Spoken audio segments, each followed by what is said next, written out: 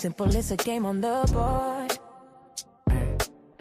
Not just moves, but the plan you hold. Pause the queens, yeah, the stakes are high. Think 10 steps ahead or watch time fly. It's chestnut. Why you look at me like that? You know how I came in. You was having a moment. You know how I was coming in. I was coming in hot. Listen, fiery, like, caliente even. Like, my lips are sweating. Wait a minute. Bro, I don't understand how much I don't like to be late.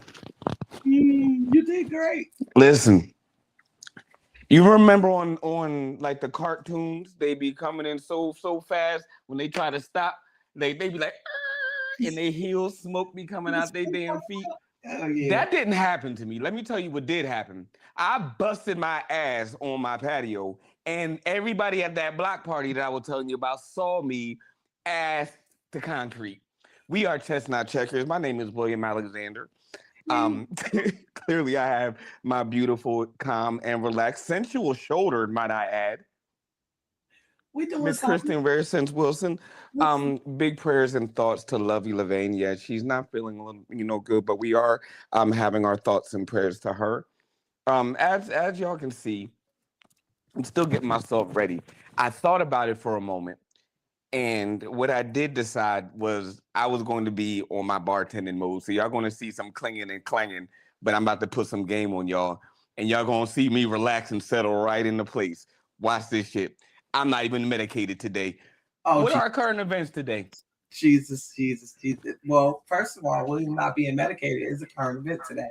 And I appreciate how you came in hot, but you came in sexy. So you're doing good, baby. Listen. Listen. Did I get the lips right? Did I get the lips? Sir, we're not doing I got to look away. No. Oh, Jesus. So that was my 90s. So, Trump, right? Trump finna send some folks to Kenya. He did what to who? See how that sounded? So Trump, I didn't even get a chance to hear about this dude. What did he do now? Listen, Trump said that if anybody basically that he finds that was exposed to Ebola is going to some special facility in Kenya.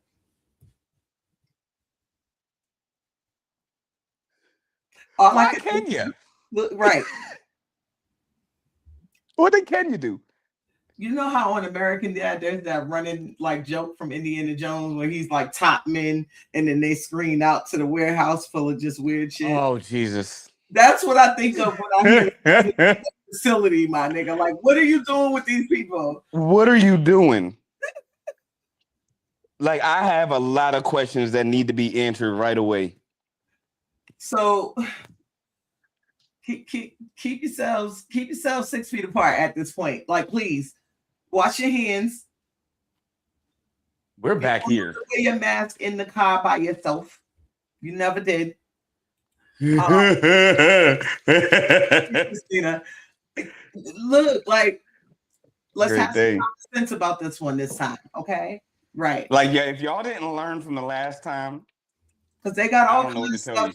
We haunted and we bowling and we got all kind of shit going on, and I don't like it. You said we're bowling. I am crying at that. I don't like it. I don't like it at all. Rest in peace to Rob Bass. What? Yeah. So I missed everything. Of the song "It Takes Two" back in the day. It takes two to make a thing go right. To this day, I want them motherfucking leggings that bitch had on. Them goddamn spandex leggings with the American flag was dope as shit. Listen. And then who was it that came out with the shorts? You muddling tonight, nigga? You muddling? I told you it's one of them nights. God, I ain't even got I didn't stripped off my suspenders. Like, I came in the joint naked. Like, I'm not. You did. I appreciate it. Listen. Look, you see how we doing this. It's a real thing today.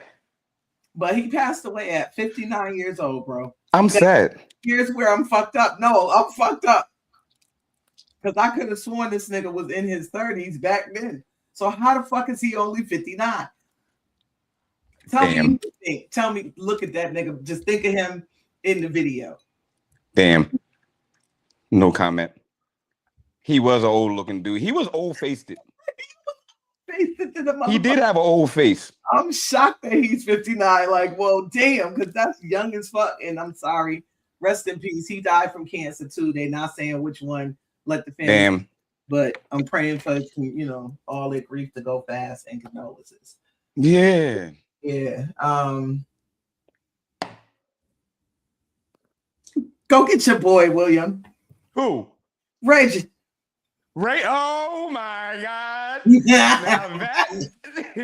Now that I saw. Wait a minute. Why did I wake up to Ray J waking up? Like, what is happening in the world? Like, let me tell you something. All that shit that dude was talking, you throw that out the window. You can kiss it goodbye. Like, every bit of respect that somebody might have had for you is gone. Listen, why was Ray J allowed to be in the ring? Who was Ray J then? Don't he have a bad heart? His heart is the size of the Grinch in the beginning. Like, what is happening right now? And then Chris I'm so confused.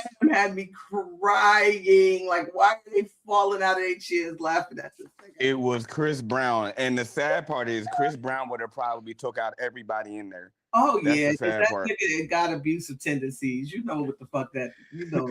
That nigga ain't get his lick back from last time. So you heard the theory now that they're basically saying that allegedly Jay-Z beat Rihanna up and then framed him. Oh, Jesus. No, it was Chris. It was Chris. Chris did it. Proved it several times over.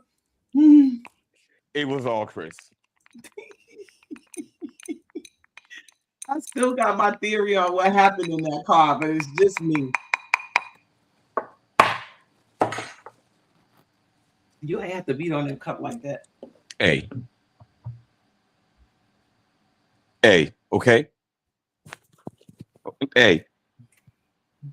Huh? So Ray J, I think after like the third or fourth punch, he was over it. He was looking the at way that boy knees locked back. Oh my God. Because he hit him one time for good measure and then got out the way. Ooh, yo. He went, huh? This is not what I meant when I said I wanted y'all to bring back celebrity boxing. This was not what the fuck I meant. He went from a thug to posing for Playboy, didn't he? Legs just askew, my nigga. Like, what is... Oh, legs and arms akimbo is crazy half out the ring, my nigga. Like, and you just laying there and then had a nerve to talk about you ain't followed the script. He said, we took an ass with this thing the wheel. What script?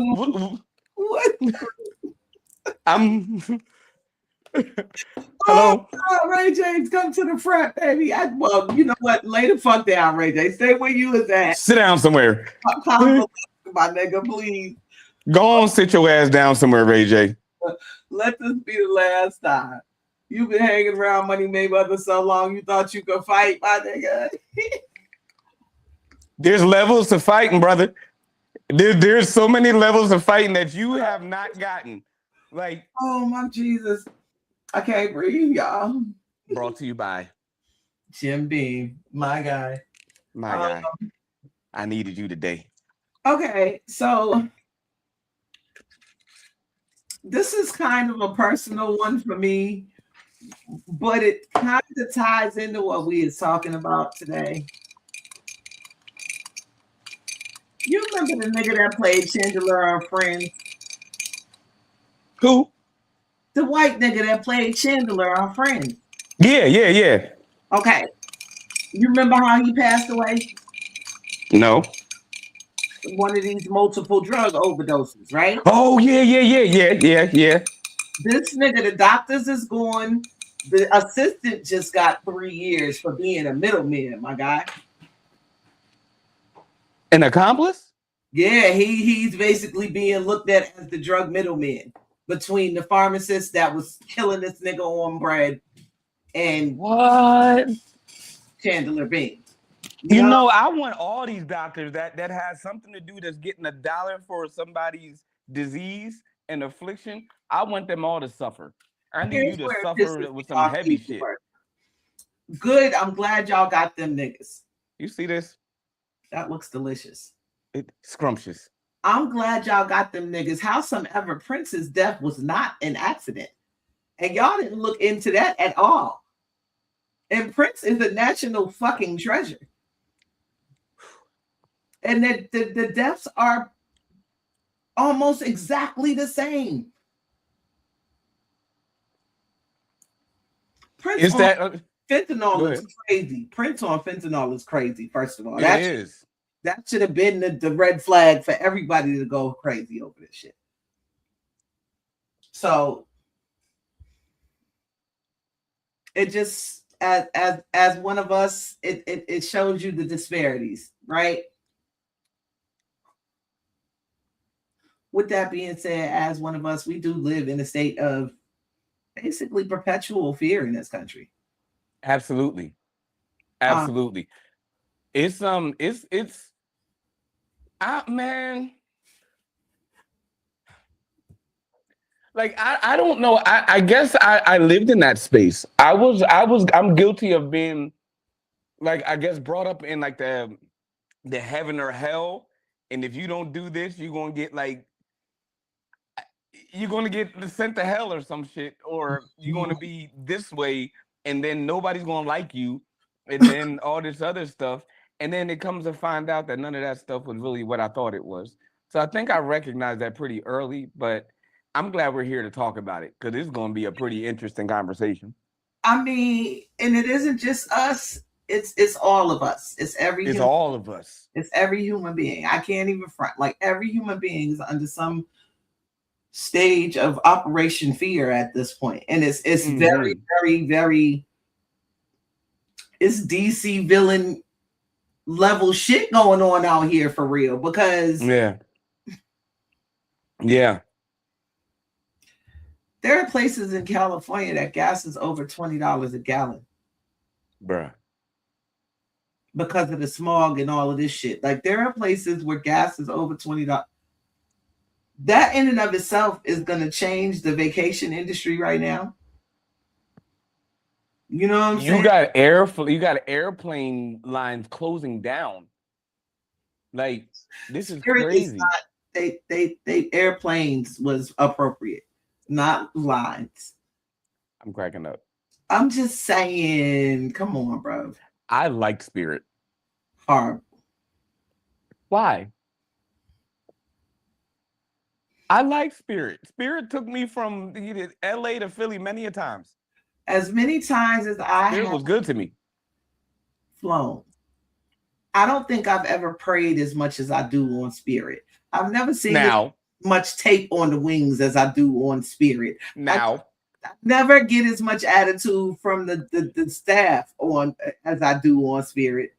And it does take off like very Dragon-esque. I've you picking up like a bat a little bit. I get it. But once you get going, it's like an old Buick. It's like an old Buick. Oh my God. But no, I mean, I get it. Cheap flights is it should be like that. But it shouldn't be like that. And you're getting what you pay for. And that's scary as fuck in the air. I don't care what nobody says. So yes, I get it. Cheap flights. Woohoo. But it didn't do nobody no good because look at you.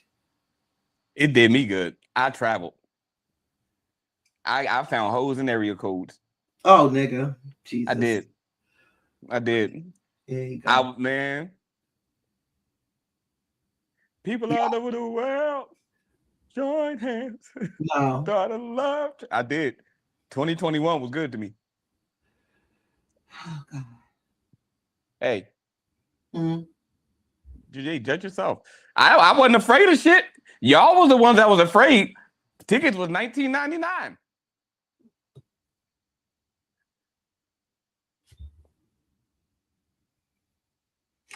Listen, It just was a lot of work.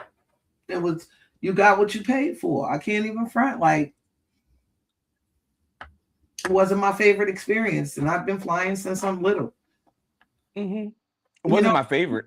Yeah, like did Spirit even have first class? Did they even have a first class? No, they had standard seats. They had the standard Metro seats, and then they had the seats for the wide bottoms. That's what they had. And I'm not even lying. They had standard seats and big seats. Not the BBL class. They did. I swear to God.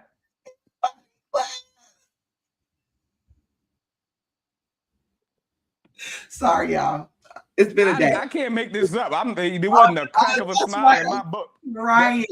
But this is the type William is basically explaining the reason why we thought this was a worthy topic. He flew while we were in fear. Mm-hmm. The economy of your life does depend on what you fear. And I don't think people truly realize or want to admit that a lot of just our day-to-day life, like I said, gas is in places $20-something a gallon. Like, life in and of itself it can make you fearful. It can make you, you know what I mean? But then I always wonder if that's manufactured. You know what I mean? You brought up religion. That's a very, and then I had posted the question earlier on my page. Like, it seems as though, you know, doing my little bit of research, Black people are the first to love Jesus Christ and follow Jesus Christ. While most other skin tones will openly say no, they don't believe it. Let me know when we're ready to touch that one. Go ahead, touch it, bring it back. Watch. Oh, I want to talk about other fears too, but I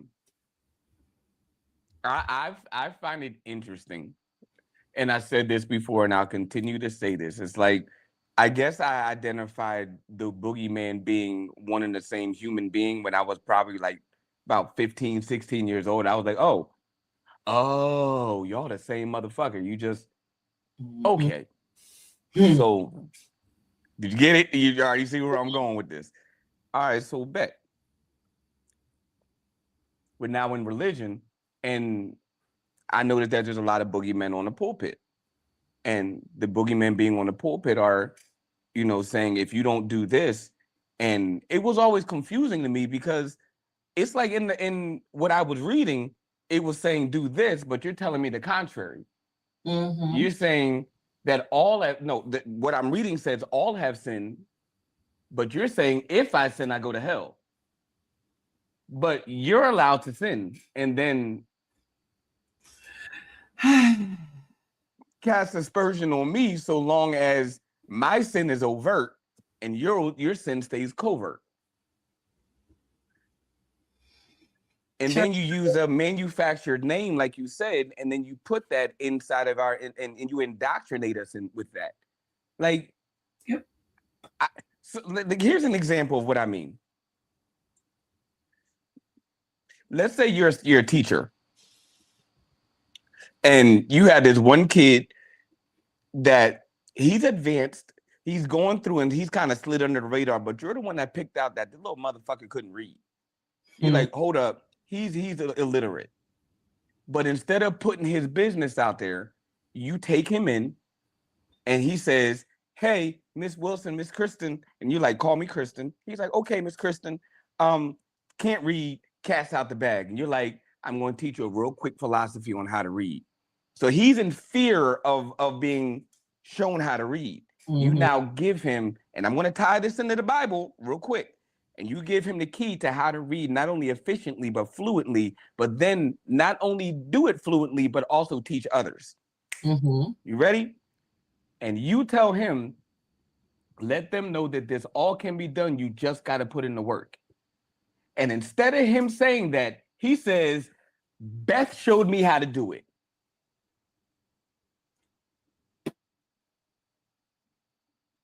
That's what Christians do every fucking day. Yeah. Who's Jesus? That nigga. Fear has gotten people to now argue what true context is. His name isn't Jesus, it's Yeshua. Yes, there are multiple gods depicted in the Bible, but about 26 of them before we actually get to the one that really matters and is meaningful to us, which isn't the one that we really worship in the first place. Sorry, guys.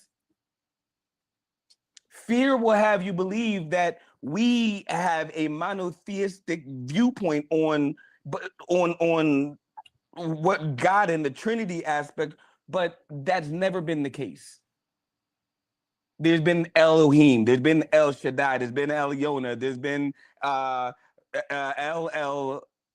Haddai, there's been El Hadar, there's been Rapha, there's been Yahweh. Those are all gods. One of them just whooped all the other ones' asses. That's a story. That's it. But they all existed. Let us allegedly. No. In context, if we were to use it not metaphorically, but in context of figuratively, it would not make sense. And here's what I will say. For those that think, argue the allegorical side of things and the figurative side of things and the meta, all of those things can, and here's truth, they can exist all at one time. Absolutely. You could leave a legacy, and that legacy can be tarnished. Agreed. People can tell multiple sides of their depiction of your legacy. That's how we are where we are today. One person decided to slap the shit out of another person for saying the wrong thing. Oh God, it's so fun though. Well, I mean, here's the thing, right? I've got a dope video about this whole religion fear thing, and it in my mind it does ring a cult when your entire religion is based in fear. You know what I mean? When as a Christian, you get all of the what's the words I'm looking for, y'all? You get all of the hellfire and brimstone all the time. And the anecdotes lack thereof. Correct. You know what I mean? So it's very much so this idea that you got to be scared. And why? Why do we need to be scared? Of what exactly? Quality inside of religion to get it to work is fear. And the sad thing is most people, especially like Christians, they don't even realize they living in fear. And they'll say things like, oh, that's blasphemy. You speaking against God, when you just ask simple questions. Even though your Bible says, ask you shall receive. And they'll even say things like this. Oh, I'm happy. I'm not in fear. But at the same time, they'll say, I don't know if I don't want to be wrong. So I'm going to just live my life how God want me to. That way, when I die, I know I'm safe.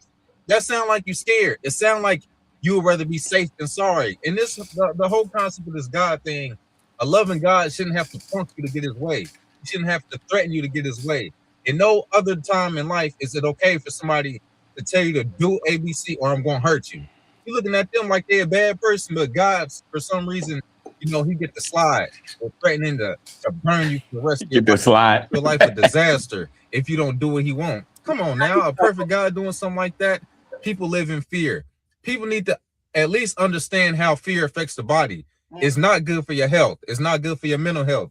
Fear is not a good thing, which is why they use fear. The best way to control people is with something they can't see. We just seen this with regular life. Politics, the same thing.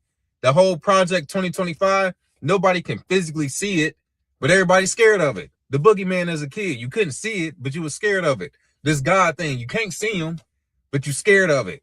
Because all you have left is your imagination. You will create whatever scenario you can in your head, and it will scare the shit out of you. And the people in control know this. That's why you can punk all these Christians with all this fear tactic stuff.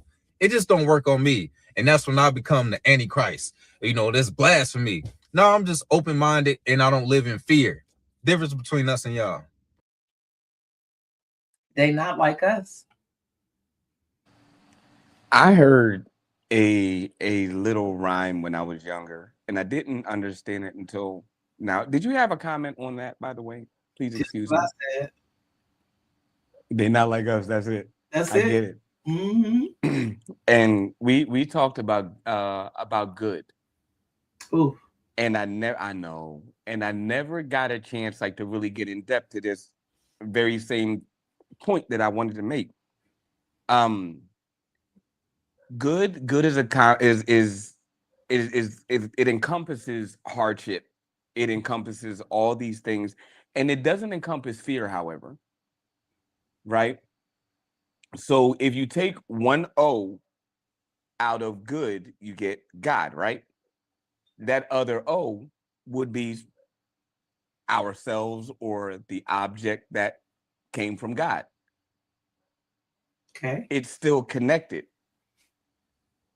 So in order for us to be in a state of just like here, instead of, we have to connect with the good parts, and the good parts are often hard. And unfortunately, religion doesn't teach that. They don't teach process. They don't teach development. What they do is they train you. They militarize you. Either. Yeah, they militarize and weaponize. You ever notice? Well, you understand like words and etymology. Religion. What does it sound like? A legion. It's a reassembly of a war once lost. Because there you go, bringing up demons, and this is why I don't like that whole situation for real. It is not a demon to me. What did I didn't demonize nothing. Legion is a demon, and it's one of the most prolific demons in. Or a legion is a demon, or it's an assembly of people set with an intent to destroy. Legion. Yeah, it's all one and the same. So you can either take it in its fear compound, or you can call the motherfucker what it is. You ain't nothing but what I see you as. You've already lost, and you're trying to regather and find another way to win this fight, and you're not gonna win. You can't win.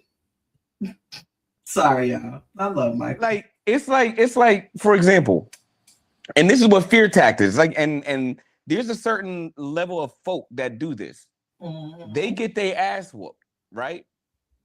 They come bother you, you whoop their ass. So what do? They go get 5 other people. And then you whoop 5 other people ass, and they keep getting more people until they finally can beat you, and then they'll name themselves the victor. What is that? That's a religion. That's a religion. It's a cult. It's an antic. They're going to keep multiplying and dividing and multiplying until they finally overtake you. I mean, that's one way to look at it. You know what I mean? I do feel as though, as chaotic as things have been, as we pull back the veil on so many different arenas recently, right? That this idea of training, this idea of good, this idea of right and wrong, all plays down to fear or love. Mm-hmm. You know what I mean? Because the reality of it is that the most evil people have been noted to not have fear, to not be fearful.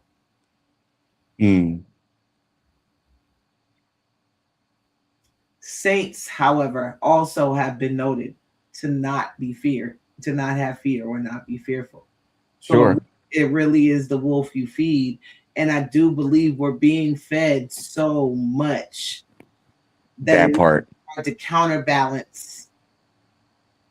There is fear in every facet of life. Religion is just one of them. Because whether you fear what religion does to people or you fear the God of your religion, either way, it's a fear tactic. I'm tired of his foot on my neck. I'm tired of that shit. Because I just want to walk the earth and not have to worry about it.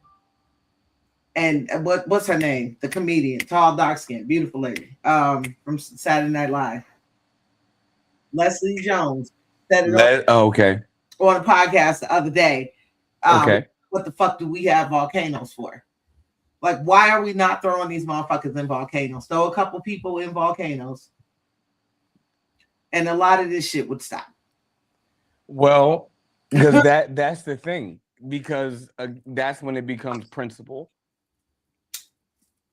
And I think that people are scared of their own standard and principle than they are in fear of how another person will view them. So you remember the old phrase, don't throw stones if you got a glass house. And if you got a glass jaw, you should watch your mouth because I'll break you. Remember that? Yes. But then there's also he who's without sin cast the first stone. Cast the first stone. I could throw your ass into the volcano, but I need to jump in too before I get thrown in. Lest somebody save me through compassion. Right. Okay. So now we have the fear versus compassion. I do believe that the idea of throwing criminals into volcanoes is extreme, howsoever. The extremities got to go at some point. There's so much less crime in the places where they chop shit off. For sure. You know what I mean? The extremity has to go at some point. So at what I'm looking at in 2026 and what I'm afraid of is that we are in a new 70s movement of free love, free. Yeah. While the prices go up on everything. Yeah. Our freedom and the cost of it is not looking the same no more. What does it look like to you? It looks like fear. It looks like we really going into 1984 George Orwell, Big Brother. You do what the fuck. Listen, see what the fuck I'm talking about, bitch. Siri, listen. Right, and I said nothing that had to do with her. That's the wild part. See what I'm saying? Shut your ass up. She shouldn't even respond to my voice, so I don't know what the fuck she talking about. Right. But that's what I mean. Like we're in a society where we are 100% of the time monitored. Once I heard the theory that they took the lead paint out of houses because not only was it a cheap way to manufacture houses, but then they could use all this 5G shit to radio map our houses. Mm-hmm. Because the radiation wouldn't come through the lead paint. Mm-hmm. Or the copper and tin roofs. See what I'm saying? Yeah, I remember all that. I mean, and here's my reality. If you want to knock on my door and ask questions, feel free. Know that what you see is what.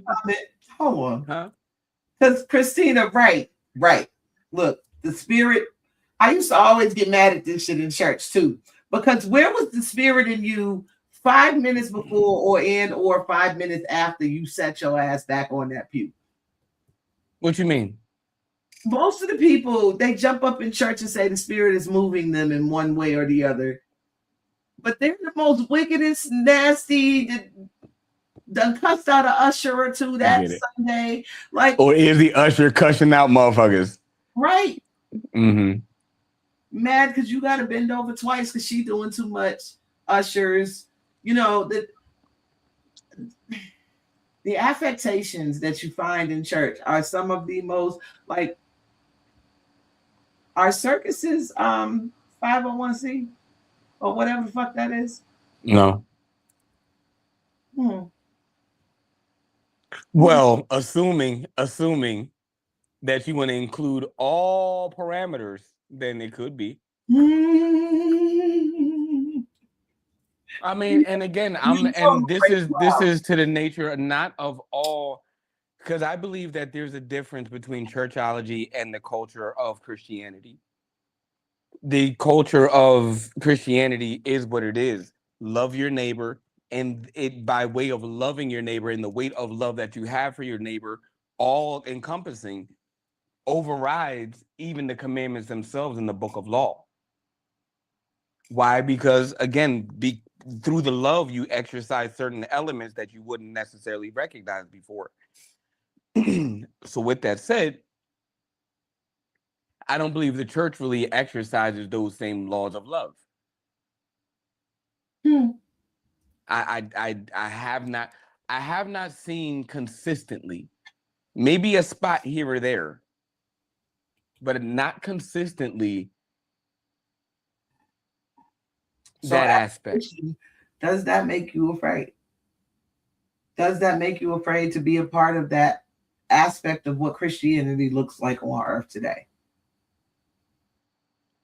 No. When I was younger, yeah. Mm-hmm. Because again, I didn't have the same understanding that I have now. Or I didn't have the desire to understand. Because my behavior was operative in fear. And this is what I knew to be real. Heaven and hell is a place that I will go when I die if I don't do what?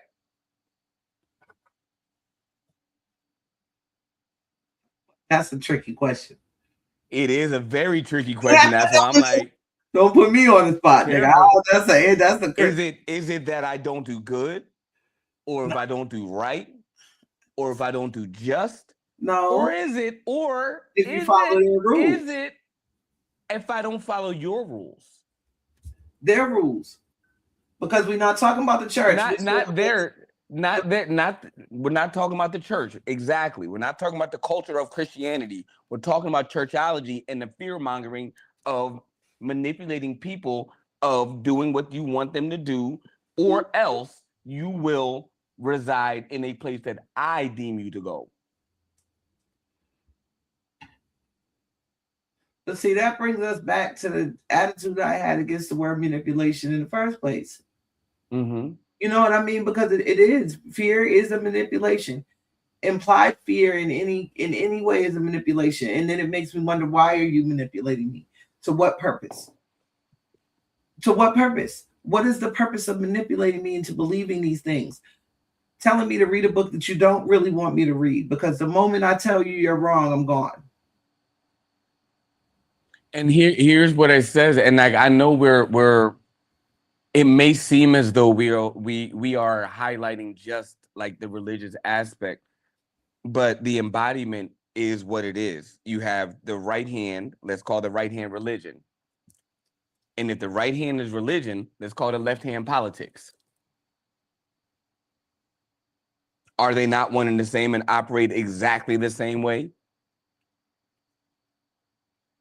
They all have government tactics. The affiliation, the same pyramid exists. And if you put them next to each other, they'd overlap. To answer your question, are we? Because the reality of it is there's only so much self-governing one can do without falling outside of the laws and statutes of society and the Lord, if you believe in such things. You know what I mean? So how self-governing can we be if and in fact we are controlled 100% of the time? Which is why I believe, and you gonna hate me for this one.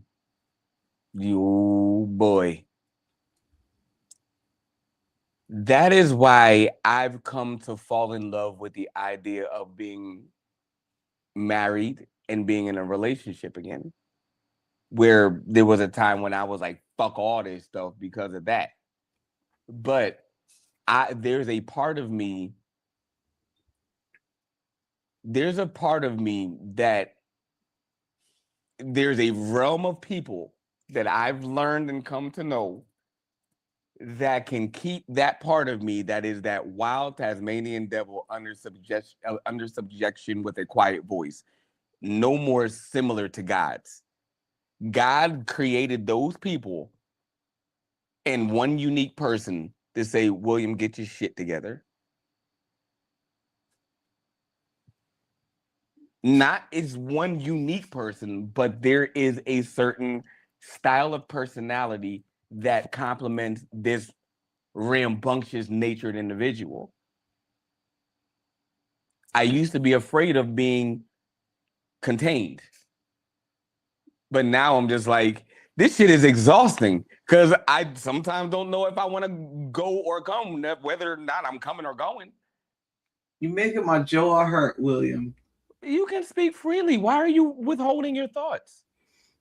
Because, nigga, what? It's just me. Okay. Maybe because in my mind, the partnership that I see is freedom. Mm-hmm. It's not containment. I don't. That's where self-government comes in my mind, is my own containment. I can contain myself. I need the freedom to walk as who I am, knowing I have backup. You know what I mean? And that's not physically. I'm not a hood chick. I'm not out here. You know what I'm saying? Like, sure. Partnership is very important in the idea. And I just think that men and women intrinsically think differently on what that means. Mm-hmm. So to hear you say what you just said, it just... What part of it bothers you? The part of or did you take it really extreme? And let's talk about it. The part of it where it's you looking for someone to take a part of your load. Hell yeah. No. What the fuck? There are things I can. I'm just my biggest fear. You had mentioned some time back how black men fear black women in power because you're scared we would do to you. My biggest fear as a black woman is to be with a man who only needs me for what he needs me for. That's not partnership. That's me fitting squared block in. If that's the sole, if that is the sole reason, then I can understand that. Yeah. Here's my thing. That is not the sole reason. However, that reason has taken a lot more priority over how your body looks or how your face looks. Mm-hmm. That's what I am saying. Mm-hmm. Like, can I pay my bills? Yes. Do I pay my bills? Yes. To the best of my ability, I pay my bills. Do I like doing all these things at one time? No, I don't. I don't like doing it all at once.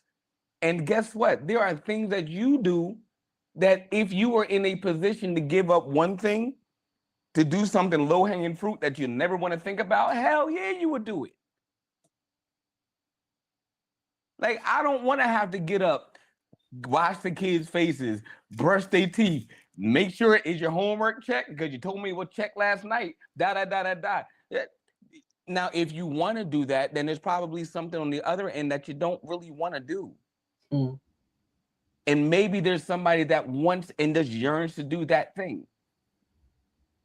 Unbeknownst to you. Hmm. Yeah, I don't always want to have to be ready and in attack mode all the time. Why are you? Sometimes I want to be reminded that it's okay. Huh? I would. Because I'm hella territorial. Gotcha. Okay. I'm hella territorial. Understood. Oh yeah, I piss on trees if you let me. Horrible. Why no, it's not. A tree.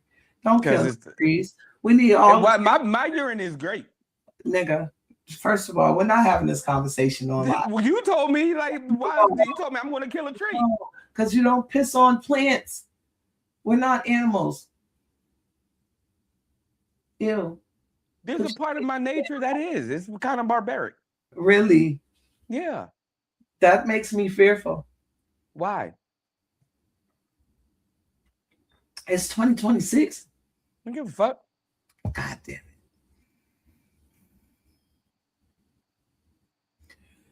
So yeah, oh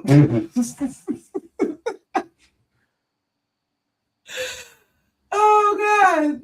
We have another great video for y'all today. Just discussing fear and this idea of how fear has affected pretty much every form of government we can think of at this point. Mm-hmm. Yeah. Okay. Every piece of it. Including the church. Signal. Please stop. I'm gonna leave you all alone. Separation, right? And y'all know I can't stand this dude. America never get anything when they vote. So how do they motivate us to vote if we never get nothing when we do? Fear. Black people are the only constituency in this country who vote out of fear. In other words, I'm not voting to stop police brutality because they're not going to stop it. I'm not voting to change mass incarceration. They're not going to change it. I'm not voting to fix the schools. They're never going to fix them. So what you voting for? Because I'm afraid of what Trump might do. You see that? That's how we vote. Fear. Mm-hmm. Now, when the Jews go to the polls, when the Latinos go to the polls, when the Arabs, the East Indians, the Anglo-Saxons go to the polls, they're going for concessions. I'm getting something out of this vote. Mm-hmm. I'm getting something that we already agreed upon before election day. Black people are getting nothing. We vote out of fear. Our motivation is fear. Joe Biden may do nothing for you, but Donald Trump will be worse. See how that works? Yeah. This is how they get us out. The black man is the only one in the voting line voting because he's scared.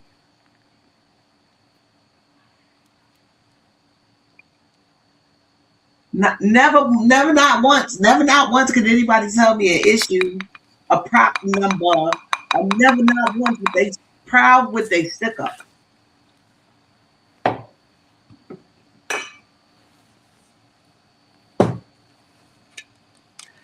I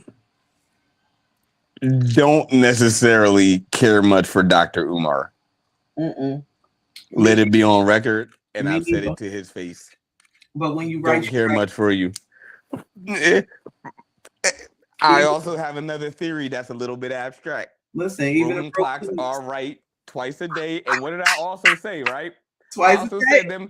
I said them slow ones, sometimes a little bit more. You gotta be careful with them slow ass clocks. Yeah, sometimes the batteries, they gonna catch you a couple times more. That's funny. Yeah, man. He's not wrong. He's not wrong. And this is why I just wish it wasn't him that said it. Well, here he say a lot of y'all have no clue how before I started the Tier podcast, there would have never been a day in my life where I thought I would agree with Dr. Umar and Candace Owens so fucking much. I've even agreed with Charlie Kirk on certain shit. Like, the truth is the truth. So, and it will set you free. The fear shit is it gets dark because, again, it's like whoever the messenger was that got shot, that happened to stay alive, that said, don't shoot the messenger. I guarantee you they didn't go the same way they went to that person that shot him. Nope, they went around a long way to come back. They took a different approach to that motherfucker. Like, there's a thing, and it starts with an R and ends with responsibility. Did you get it? I made that one up. Oh, there's a thing though that we have is called responsibility, and the more I would say the older I get, the more that I understand the word, and I'm kind of saddened by the journey that I've taken to understand it. But the more that nonetheless I get it now, there's a sense of growth. Forget pride. There's a sense of growth that you get from your awareness to what's around you. And your ability to say, hey, I can reconcile this without taking out more of me than, without designating more output than necessary. Charlie Kirk, that's a fear. There were certain too. That's that whole shit. It basically Candace Owens, or every single one of us creators to shut the fuck up when you're gonna get popped in the throat. Like, I mean, you have to. I've just resolved that there's just going to be stuff. There's going to be things that people may not agree with us on immediately. Yeah, of course. But what I've been proven before I've even started this, was that I'll plant a seed, and I know that my seed is a seed.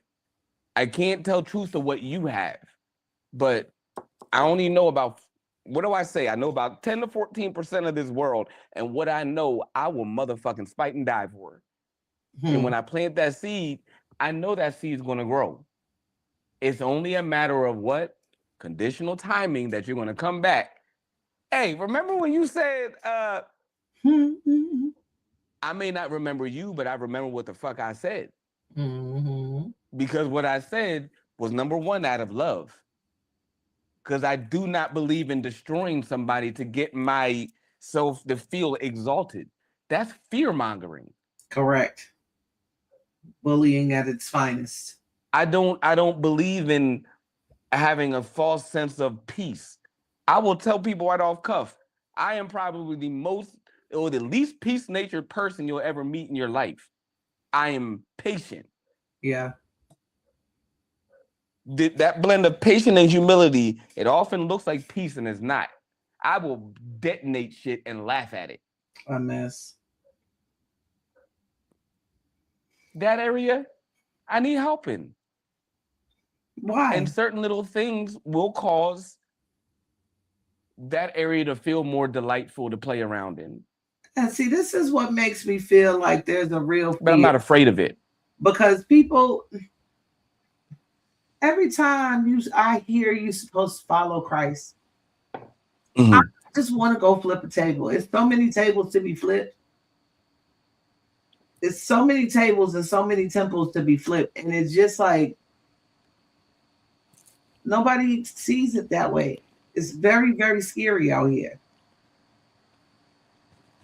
And not like a scary movie, but niggas is scary.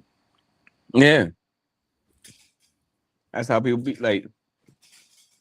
Yeah, see how I don't, yeah. You just be looking at them like. Oh, really? Okay? What we doing? You want to hit this? Nah, you could keep it. Listen, that's how I be looking at people. Like, why are you so?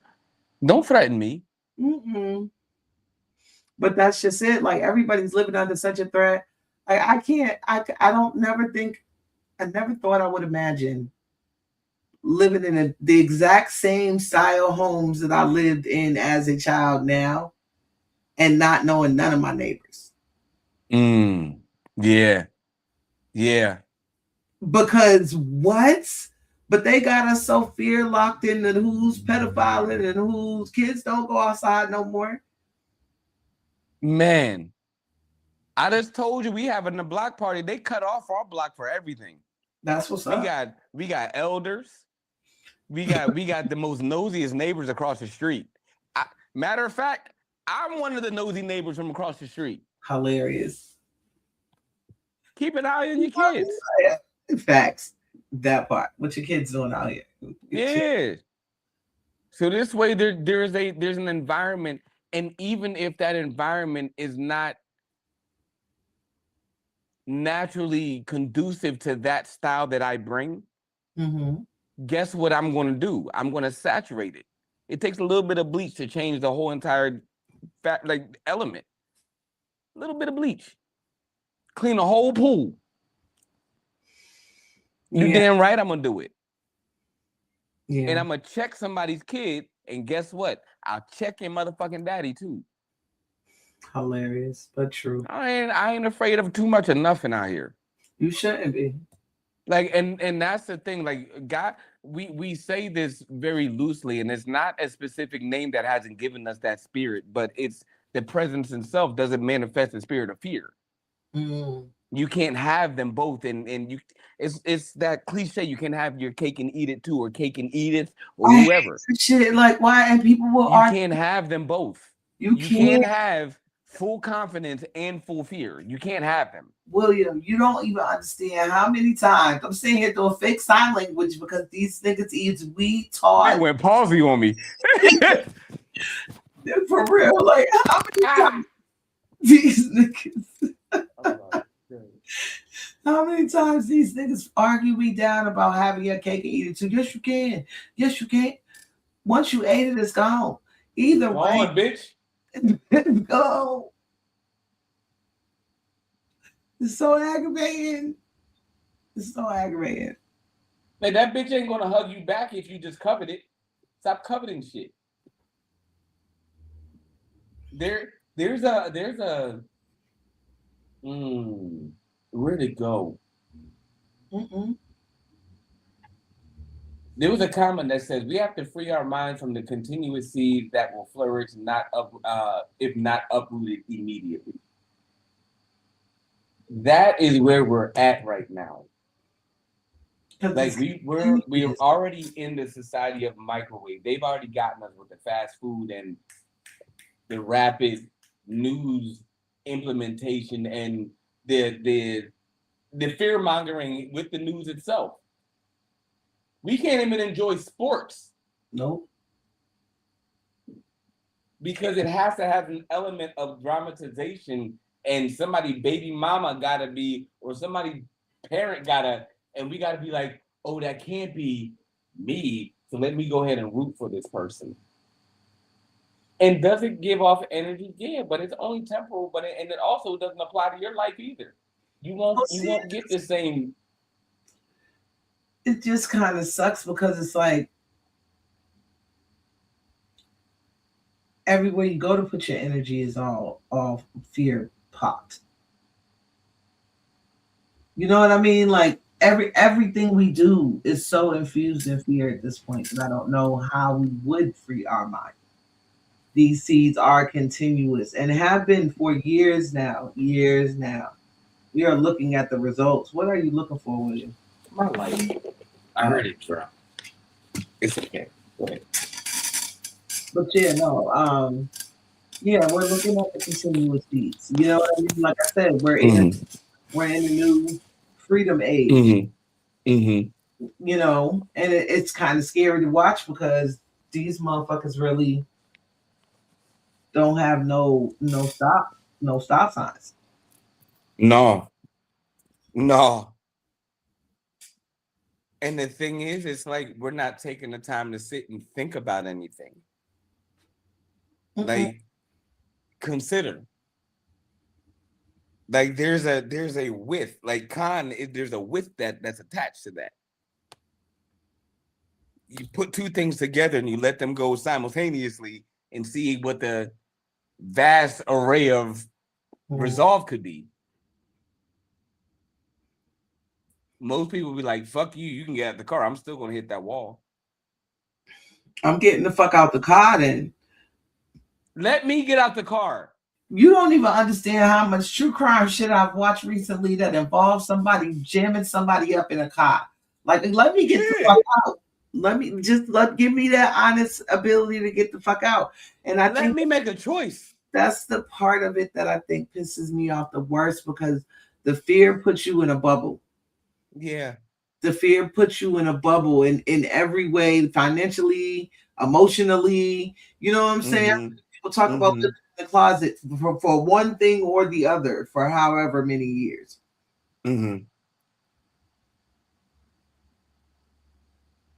Still into this day. Okay. Kevin Hart. Oh boy. Oh boy. Yeah, actually. Yeah. I ain't got enough liquor. Go ahead. Did you hear about his reaction to what people were saying about his roast? I sure did. I kind of agree with him, but I did say I felt like they were comedians that were playing to the other comedians there. I mean, he bought them. Right. So he knew, like he's not ashamed of that knowledge. No. And I don't think it was ever a thing where we were supposed to think he didn't know this was what was coming. I think it was a tell to say like, hey, I got as much power and influence as the Jews and the whites. I can laugh with them as we laugh at y'all now. Nah, bro. That was it. Like, that's his theory, not mine. I mean, I'm just assuming. No, I mean, I hear you, and I can see that being his ideology of it, but it felt wrong. It was wrong. To this moment, right? To this moment, Jeff Ross coming out in the Eddie Murphy Raw suit felt like blackface to this moment. Like the moment I saw him, I said, this nigga's in blackface. The moment I saw him, because how dare you? You ain't never been that funny. I don't give a fuck who you are. It felt. It just looked bad. Wrong. It felt so wrong. And as much as I wanted, I said it. It was cringy. Very, very. And like it was super cringy. This is what we have to, I guess, navigate in the world of that we live in. Mm-hmm. The propaganda spins every day. You know what I'm saying? It spins every day, and I just don't. How does one get a Kanye West Jesus Walks moment? You know what I'm saying? Like how many times can that happen? How is one able to put a real scope on what it is we're supposed to be viewing from that lens, or any lens for that matter, without being ostracized or popped in the throat? I mean, at some point you reach a capacity. Who? Anyone does. Okay. I mean, you have your strengths and your weaknesses. Like, I believe your weaknesses are just absent of things that substitute what should be. There's just an emptiness there. Sometimes it's filled with a more liquefied substance. Sometimes it's hard as a motherfucker. But then, at the end of the day, what your strengths are not my strengths. What my weaknesses are not your weaknesses. But my maturity and my responsibility is to recognize, hey, I can at least be balanced. Everything is not meant to be rock hard. Even the world itself shows us that.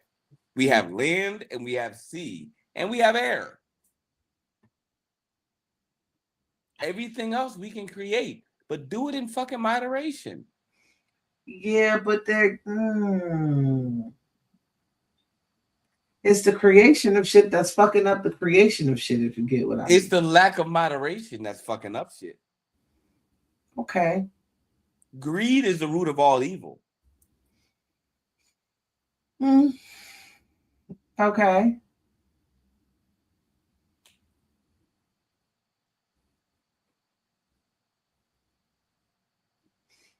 How is creation fucking up shit when we were created? That's what I meant. Like the technology creation idea is fucking up the actual natural creation idea. You know what I mean? Like there's just certain stuff that's just supposed to happen in nature. Say that part. It's just certain stuff that's supposed to happen in nature. Certain stuff that we're supposed to be afraid of. But we so oblivious as a species. I think we're supposed to have a certain reverence for it. Correct. Respect. You know what I'm saying? Even with this, like even the whole idea that they push through the church that it's dominion over X, Y, and Z from the Genesis story. That shit went away with the flood, bruv. Like y'all are not. These animals don't give a fuck about us. Do you remember the elephant ran down on her funeral? Y'all are playing. It came back. Didn't that bitch come back? Trample that bitch. Let her go in a coffin and then trample that bitch again. She backed over. Yes. Listen. That was ancestral. I mean, like, I think that again, we have a certain area in the aspect of our lives that allows us a privileged place, if I'm being honest. But somewhere we lack the fortitude and responsibilities. What did you talk about? Me? Yeah. How the fuck a lion know to be a lion? Because it is a lion. It says raw. How the fuck a tiger know to be a tiger? Because it got stripes, nigga, and it says. How does a deer know to be a deer? It's endearing. The deer doesn't try to be a tiger, does it? No. How does a turtle know to be a turtle? It turtles. It just turtles. Just wakes up and it's born and it's just like, I'm a fuck. Why do we have so much fucking problems being uniquely identified as who we are? Hashtag choices.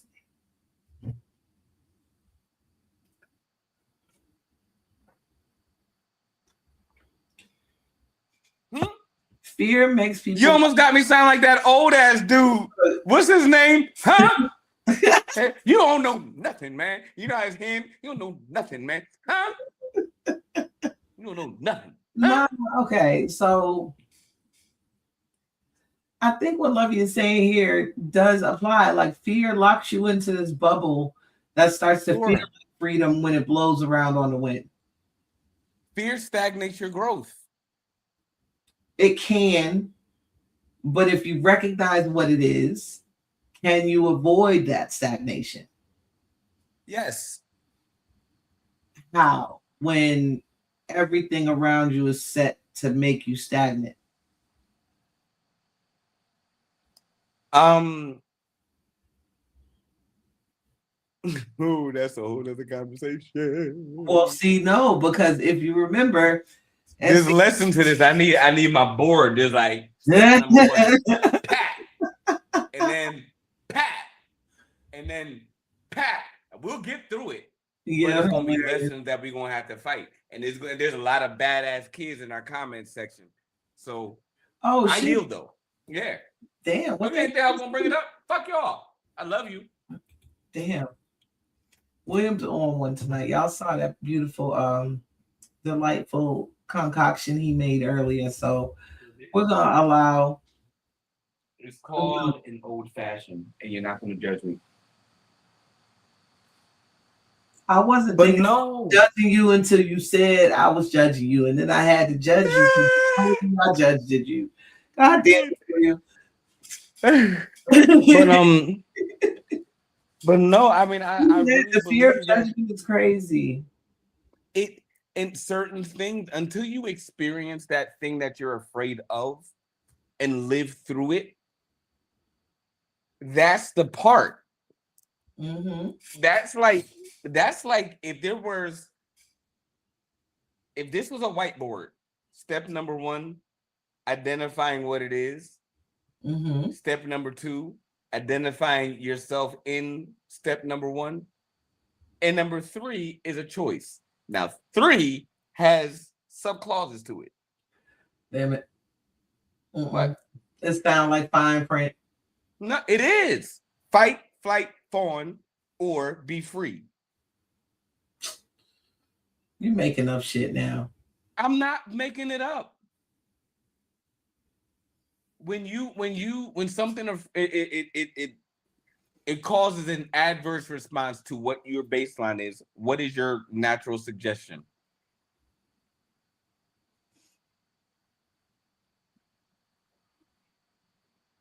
I don't fight it. I don't know anymore. Huh. Oh shit. Because it's easy to just say fuck that nigga. It's easy to now wait a minute. You just threw a curveball at me because I was expecting you to say that. But I've been trying to be a better person. And I'm not trying to send nobody to Clayco. That jail up the street is hell yes. So I think I'm a flow or just be free of the situation entirely. So you might be right. You see? The power of okay, just be like, man. Hey, brother. Hey, we here now. You know, because I flow through a lot of stuff. You even when we got in the car, I would say, hey, you all right? No. I said you kind of like eerily calm for some reason. Yep, passive light. Yeah. You said that's but again, we can say that is this, we can say is that, but at some point we have a certain part of our brain that just reconciles shit. Yeah. Like, do I have the power? Is it enough for me to change it? No. Most cases, no. Okay. And that's okay too. And that's fine. And that's okay too. I think that a lot of people don't understand how freeing that, not only being able to say okay, but then also being able to say, but you know what, that's okay too. That's okay. I could care less. Nope. I couldn't care anymore. And here's the part that I'm going to saturate you in that number 3. Here's that number 3. None of it impacts me personally. This is what I'm learning at work. You don't impact me at all. Gotta say this shit to me at work because I'm ready to cuss you the fuck out. I will shut your whole shit down. Hell yeah. Sometimes you might get the best of me because I don't care how mature I am. I don't like to be pinched in the inside of my leg. If you pinch me in the inside of the leg, I will kick you like a 60-yard field goal. It be the little stuff. I'm not that mature yet.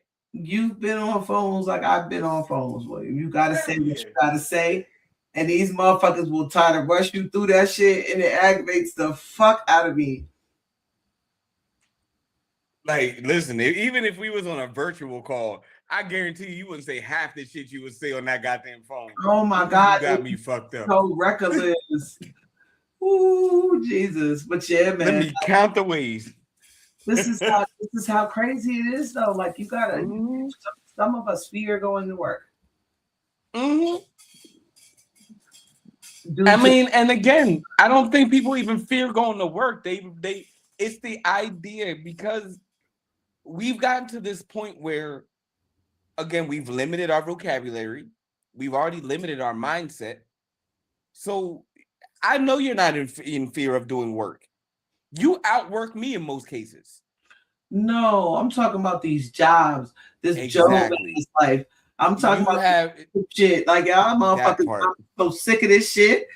Y'all motherfuckers, there was a point in time. Go ahead.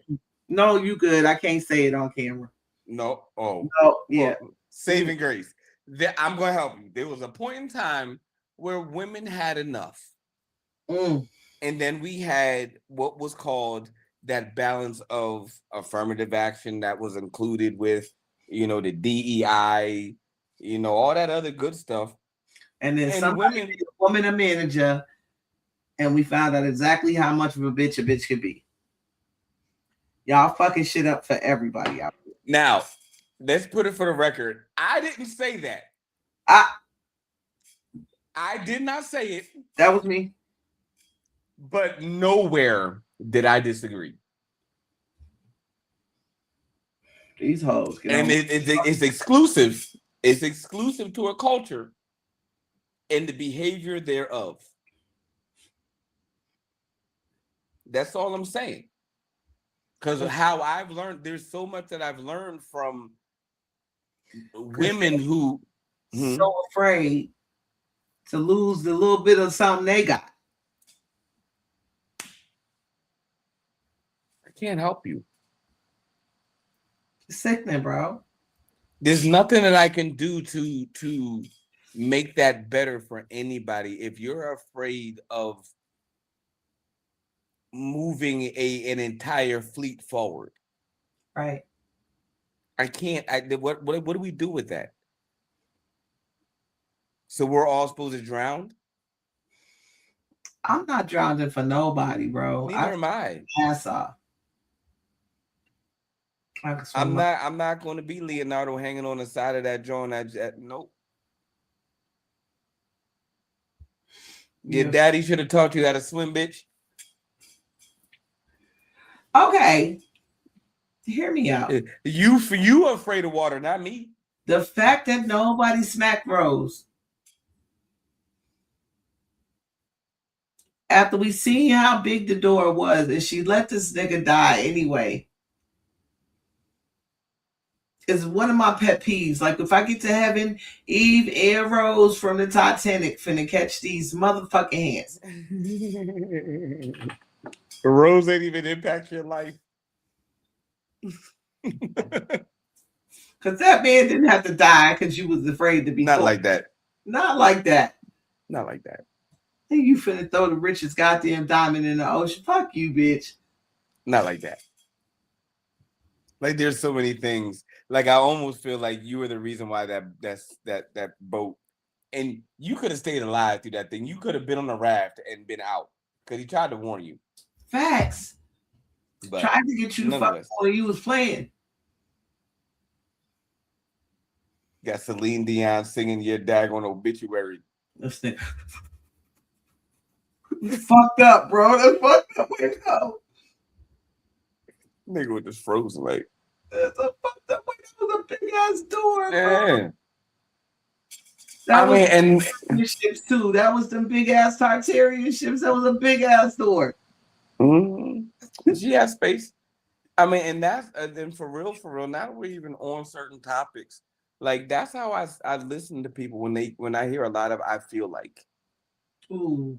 Like when I hear people like I feel like it for me it riddles with a lot of fear. Fear of what though?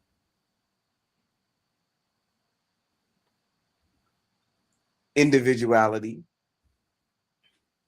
Fear of being different, of being held to account with what you know or what you believe. Mm. And it doesn't make it right or wrong or good or bad. Okay. I like a certain temperature shower, right? There's a lot of Black women that I know that like to burn themselves in the bathtub. Listen, don't talk shit about your life. I am not talking shit. See? There's nothing wrong with you singeing every part of your being because somehow you come out smelling like beautiful Mother Nature and Earth. And I love it. Mwah. It's a beautiful thing. But I can't endure that shower. Said the nigga who tells me regularly to take an ice cold shower. This nigga's wild. Yeah. I'm not judging though. See, I feel like you're judging. I'm not judging. I'm not judging. I'm just saying. Everybody got their thing. Everybody got their thing. And so my threshold is here. Your threshold is here. What we can do. Point out where the thing be at. Like, don't do the faucet thing. Don't do that. It's like way here with a little bit of fire. What we can agree with is that somewhere between my little here and your inferno. Oh, but there's a median. Judgment with him. There's a medium. Pay attention. That's cold. There's a medium. That's cold. That we can both exist in. No, get out. If it ain't hot, it ain't clean. That's how we do dishes. Even if we have to clean, like you ain't. I don't clean me once. In that hell, you ain't got to run me through it twice. That's Nobody suffering. Come in there.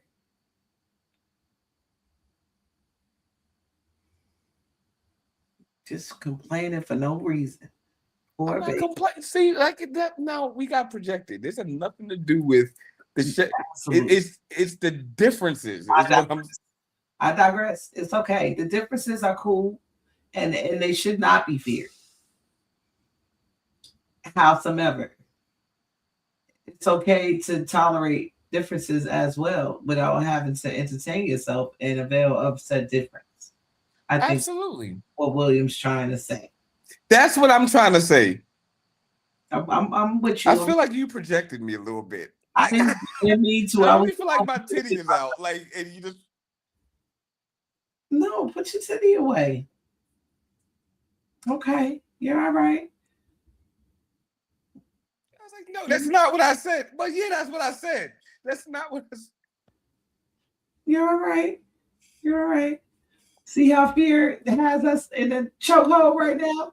Right. Look, see what happens? And I mean, this is unintentional, intentional. It's like, no, seriously, then this is where every nigga moment has started. In that idea for enough to feel like your titty is out. And instead of being able to say so, now you want to fight. Right. And now we got to be afraid that you're afraid to be seen. So what the fuck is you looking at? Hope people are afraid to be vulnerable, even in their admission. Like, and I think that's when right and wrong begins, is when you're afraid to be vulnerable in those moments when you just don't know. You have no idea. That specific moment is good. That is good. Thank you. Essence of good. That moment of right or wrong, indifferent. I'm essentially being me, and this is what I would do in this moment. That essence of that moment is what I consider good. It's very subjective. You know what I mean? Because that's going to be different for everybody. It's always going to be different for everybody, but the process, I believe, still remains the same. Facts. You gotta put in the work. You have to. And that work, it takes so much work to just simply be okay with being you. And it takes even more work to be okay with being who you are in a world that's going to constantly make you feel like your titty's out. Say that twice. You know what I mean? Through fear tactics and propaganda and beauty standards and, you know, money factors and all of this. The rich buy up shit every time the poor have to sell it because we go through another fucking recession. I'm not selling my PlayStation again. Fuck y'all. Because y'all not going to lock me again. And I can't even play with my PlayStation. Fuck y'all. Like, Listen, let COVID happen again. I'm gonna be more than square. I'm gonna be more than square when COVID happened again. For last COVID was kind of bad, so I think I'm doing all right. You booted me good last time, is what I'm saying. Yeah. I didn't see that coming. It was a tough time. It was a tough time to be had, but we made it through another one. And this is where the unlocking of fear begins. Every day that you survive is a day that you don't have to fear surviving again. You did it. You've learned it, and you know how to not do it again. You want to hope that somebody did. I mean, and that's about as much hope as I have. It's like, I hope that we all learn a pinnacle lesson in some of the casualties and the disasters that we face in this world. Like, if I'm 42, we've all seen kind of the same thing. Right. I'm hoping you learned something. That's about as far as my hope goes. Huh? Inside. I just don't. I don't hold much hope. Neither do I. Amongst the folks. Christina, but we I feel like this is a running joke now. Like we waiting on it. So we are waiting on the next set of Jordans to drop. Like this is hell yeah. You know what I'm saying? Like it's too much. Every time I hear a disease, a virus, a pan, it could be a new set of pots at Walmart, and I'm suspicious. Rachel Ray, you better get your ass on out of here with the new pots and pans. Nobody asked you. Oh God. Anyway, this is the whole point of what we're talking about, though, because as wild as that is to hear, that is the propaganda. That is the fear factor. Is what do we do? How do we go forward to not have a last COVID?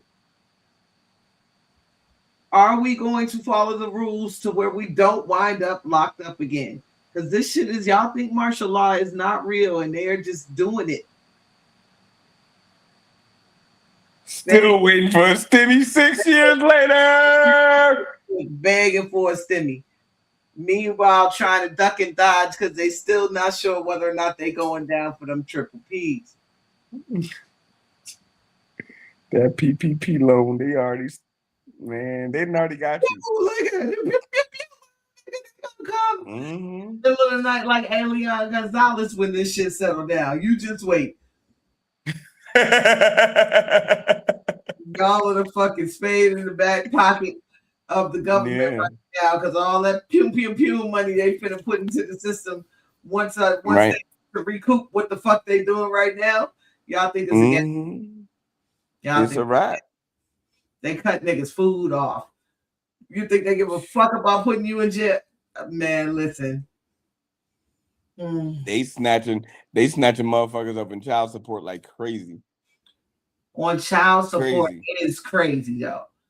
Because why the fuck ain't y'all paying y'all child support? I mean, niggas are paying their child support. Well, why are they getting snatched up? So here's the thing: the government, when the what's his name hit that them little stimulus checks and everything, that wasn't money that was just created out of nowhere. And those that loaned that money want their money back. So they went after people with arrears that pay their child support, and they was like, "Hey, we just double checking to see if you pay your child support." Bitch, you know I pay my child support first of all, and now that you're here, what about that letter I wrote to you? That's how it be now, because again, they owe somebody, and I don't know who they owe, but they asking for their money back all the time. Hey, Stu, your rent's due, motherfucker. Don't be pulling that fall downstairs shit on you. That's how whoever it is treating us right now. The last time. Oh my God. Yep. Hey, you conscious. We don't know if it's China or Russia. Oh my God. He just unlocked the core memory. That was a good one. Hey, man. Y'all, but for real, and this is where we did that whole collection of episodes a few seasons back called Cool Kids, because I do feel like this is where we make shit fly. Just that laugh right there should not be funny. But the fact of the matter is, poverty has been so fly. We are the funniest people ever. I think that's the biggest disappointment with the Kevin Hart roast. Be funny. Rise to the cream. Be the funniest motherfucker on that stage if you're going to let them do that. Like, when did it become like unfunny to be poor? Like, you were poor.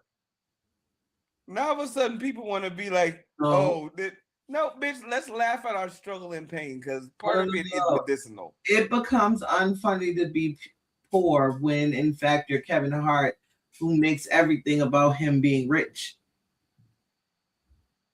That's why he got his ass drugged by his weight trainer. Hilarious. Yeah. You can't say certain, like, huh? I didn't know that. Oh, you didn't know his weight trainer beat his ass? Christina's crazy. No, I did not know that. But I mean, oh yeah, his weight trainer beat the shit out of him. The Domo drug that you want to talk about afraid? Kevin Hart was scared on that entire flight. Kevin Hart told the story about how it happened. Kevin Hart got drunk on some tequila, right? And he said some shit on the strength of, if it wasn't for me, y'all wouldn't even be where y'all at. And the old boy, the weight trainer, was like, yo, motherfucker, I'd still be a weight trainer.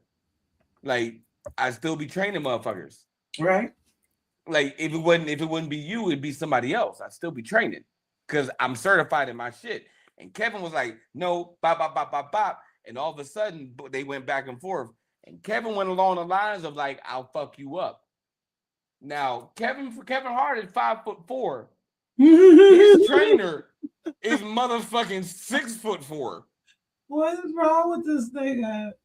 And Kevin Hart, in the midst of that shit, like somehow like slapped him in the face on a plane. Now it's that's whooped though, bro. Like, yeah, that's what are those things called? It's one of them. It's a private plane. Mm-hmm. Now, mind you, there's other people on this plane, and he told us during COVID. Now, there's other people on this plane. He done slapped the shit out of his goddamn weight trainer, who's teaching him how to be strong, because that nigga's already strong. And he was like, you know what? I got enough discipline that I'm going to fuck your ass up when we get off this plane. When we land on that tarmac, I'm going to whoop your ass. Word. They were in the middle of the flight. Do you know how scary that got to be to have to sit there the whole entire time while you flying, to have now the pilot ushering you into your ass whooping? Yep. I'm sure he was scared to death, but that's scared the fucking death. That's what the fuck he get. That's what you get. And that's the behavior of Kevin Hart consistently. I hate Nissans on the highway. This is why. Because y'all niggas act like y'all is 18 wheelers. I'm cracking up. I hate that shit. Your shit sound like this. Get the fuck out of here. He said, I hate Nissans on the highway. It's just the things, the little things that make us laugh, because laughter does combat fear. Absolutely. You know, once you find out that a motherfucker made it through, instead of being like, oh, you lucky, take some goddamn lessons. And this is where I get cussed out all the time for saying things like chitlins come from somewhere. Like, as much as y'all don't want to believe that we can survive X, Y, and or Z, chitlins came from somewhere. We've been here. Plenty fair share time. Outside of the natives of Turtle Island, we've been here. And so, and I'm gonna keep the wrong shit. If all of us march down the street with a sign that says revolution or reparations, what are they going? I mean, and I'll keep it. I'll keep it a beam with you. Like, even at 42, I'm still learning, like, to conquer that area that I once had a whole lot of fear in. You know, it's still new. Mm-hmm. However, it's more so like, okay, I'm adopting a new behavior than I am like regressing back into what scared me. Okay. You know what I mean? I think that that's more important for me as opposed to being like, you know what? Let me just be angry about every goddamn thing to show that, okay, this nigga's really scared and really afraid or scared he's going to eventually become the very thing that he's afraid of.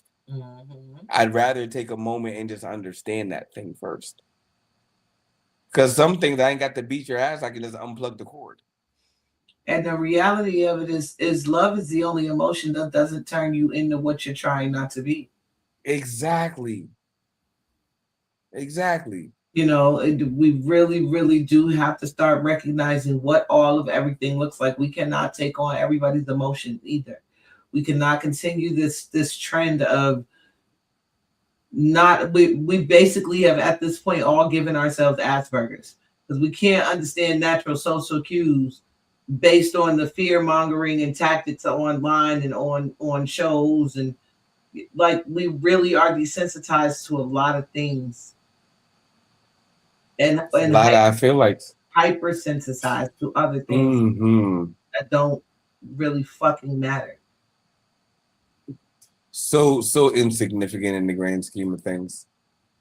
You know, or to put it in the terms that y'all know, it's a non-motherfucking factor.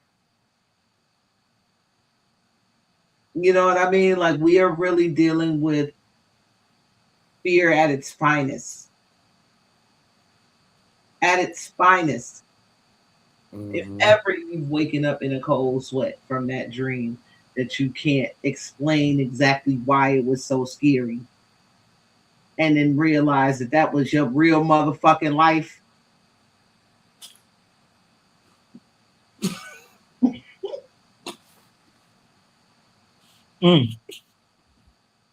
I took a hard turn on that one. I was like, oh, well. Well, no, because I get it. People always wanted to disassociate from the nightmare. But you are the nightmare. Your brain is. You are the whole motherfucking nightmare. The moment you wake up from that dream and recognize that motherfucking nightmare is your life. That's you, Red Rum, bitch. Red Rum, you. Here's Johnny. You. Listen. You read it backwards and forward at the same time. That is you. And the reality of it is that's where all of y'all's fears come from. We don't have to worry about jaguars climbing the tree while we sleep, or bears come to the cave.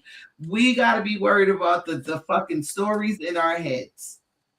Right. And who's controlling them. Right. Who took over this narrative for you? How did we get here? Damn sure wasn't Morgan Freeman.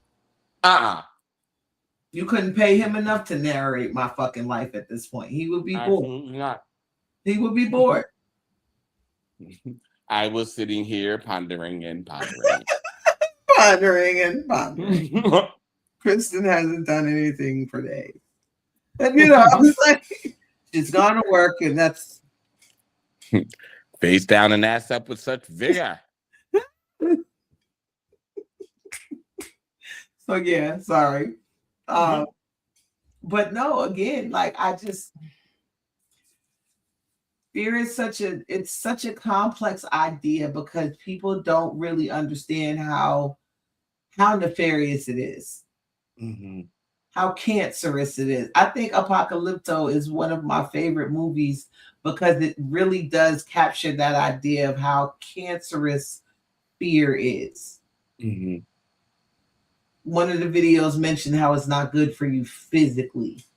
Mm-hmm. You know what I'm saying? Our bodies break down because we live in a world of fear. Them Asian niggas smoke cigarettes till they're 97 squatting on the corner of a street somewhere. Sitting there. Chilling. Walking back and forth with large arm swings. Bow-legged, husking grass. And so, and therefore, it's the fear of not knowing what they're putting in our food. It's the fear of knowing that when you go on the kosher aisle, them very same crackers only have 4 ingredients. It's the knowledge that that's our food. Mm-hmm. But the fear of being Nick Cannon out of being able to say that in real life.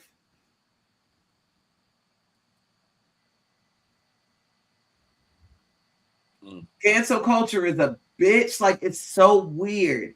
And it's regressed to this weird kind of pocket society of the internet that can really tear you up if they want to. It's societal dementia. Oh, God, it's so sick. Crazy. 13 Ghosts. That's the glass house like a nigga. Remember that? Oh, God. Oh, my God. That's how everybody sounds to me at this Listen, point. I'd be like, huh?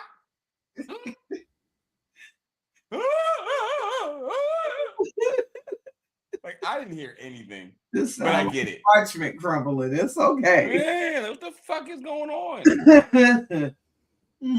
What you used to say? Oh, did you hear about that lady that had that bear come into her house?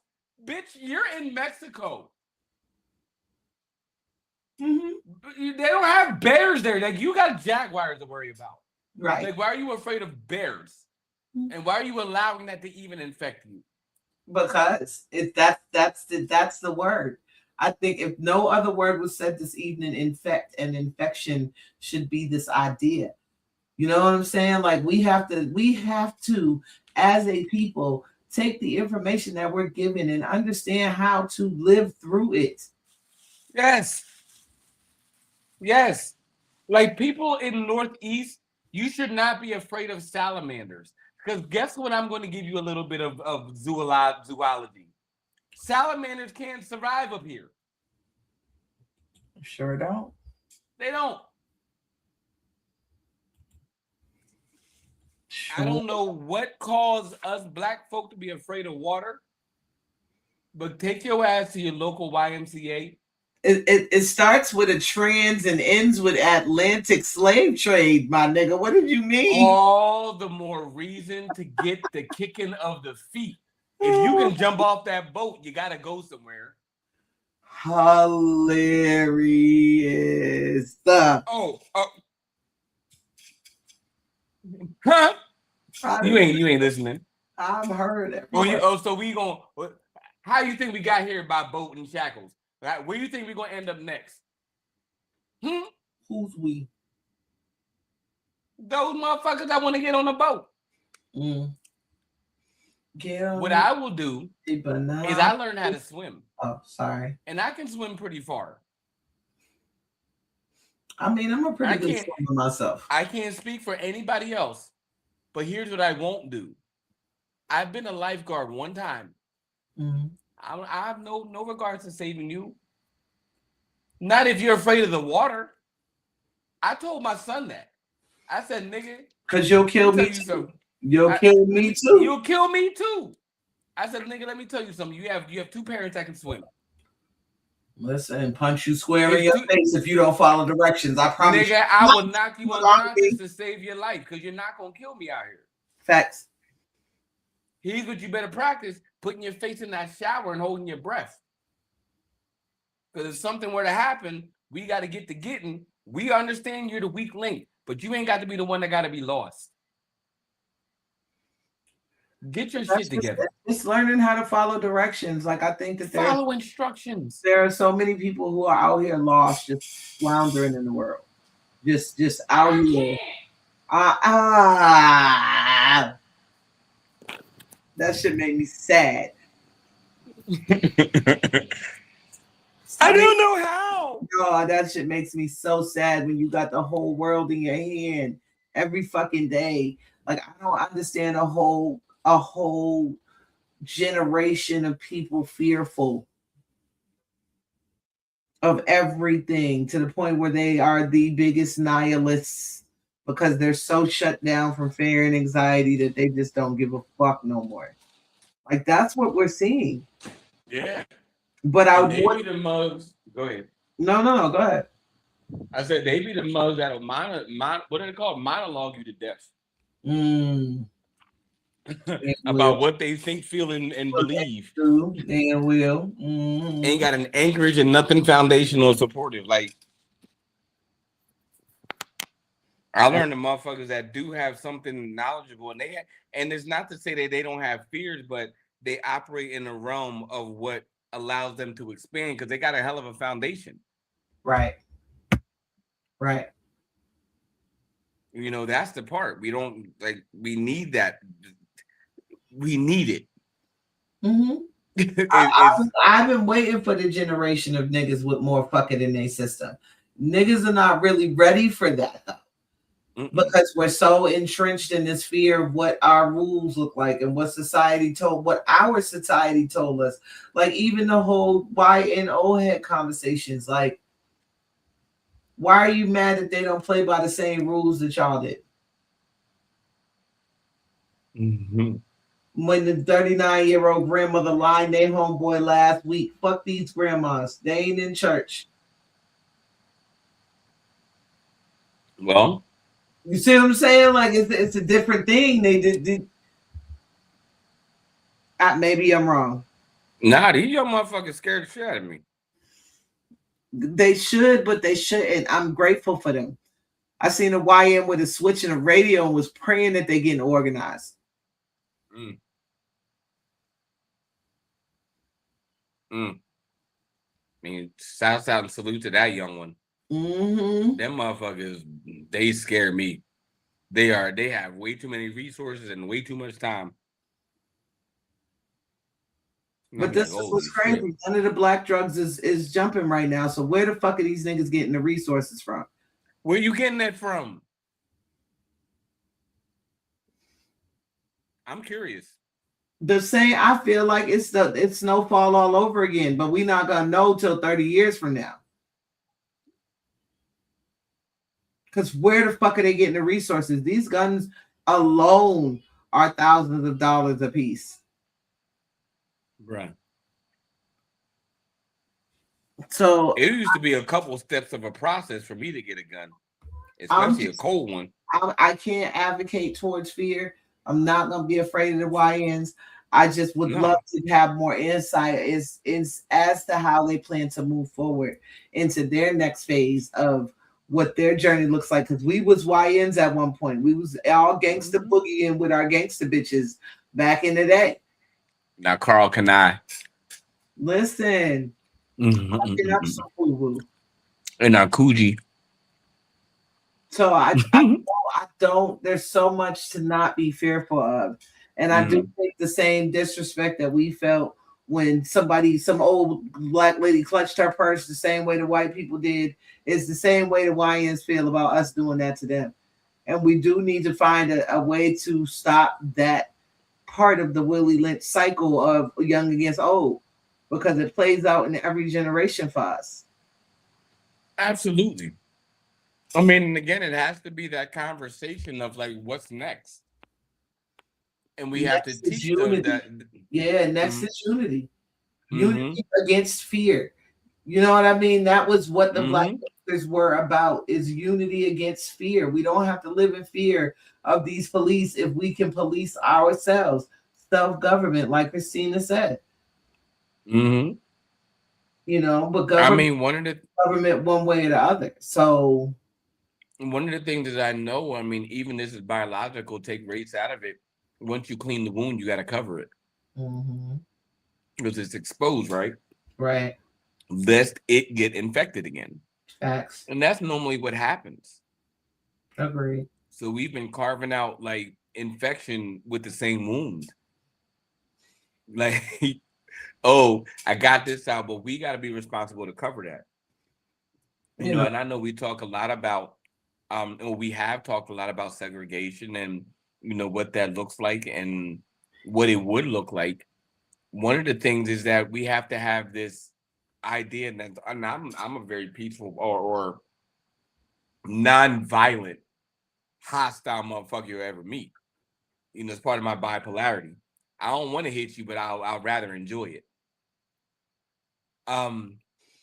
It's the militarization. I think a lot of people are afraid to be militarized and see what that would look like. You know, who would take a stand to defend the very thing that we call our new country? It's a fear. I would. Hell yeah, I would. I definitely would. I'm down for it because we have to effect change in order to have to be able to stop living in fear. It has to be impacted and implemented. You know, and there has to be on the other side of that fear coins. If we can start striking fear into the hearts of the people who created the fear for us, it might level the playing field a bit. I'm not saying to go do nothing crazy. I'm saying they giving reparations to the niggas from January 6th. Crazy work. That is crazy work.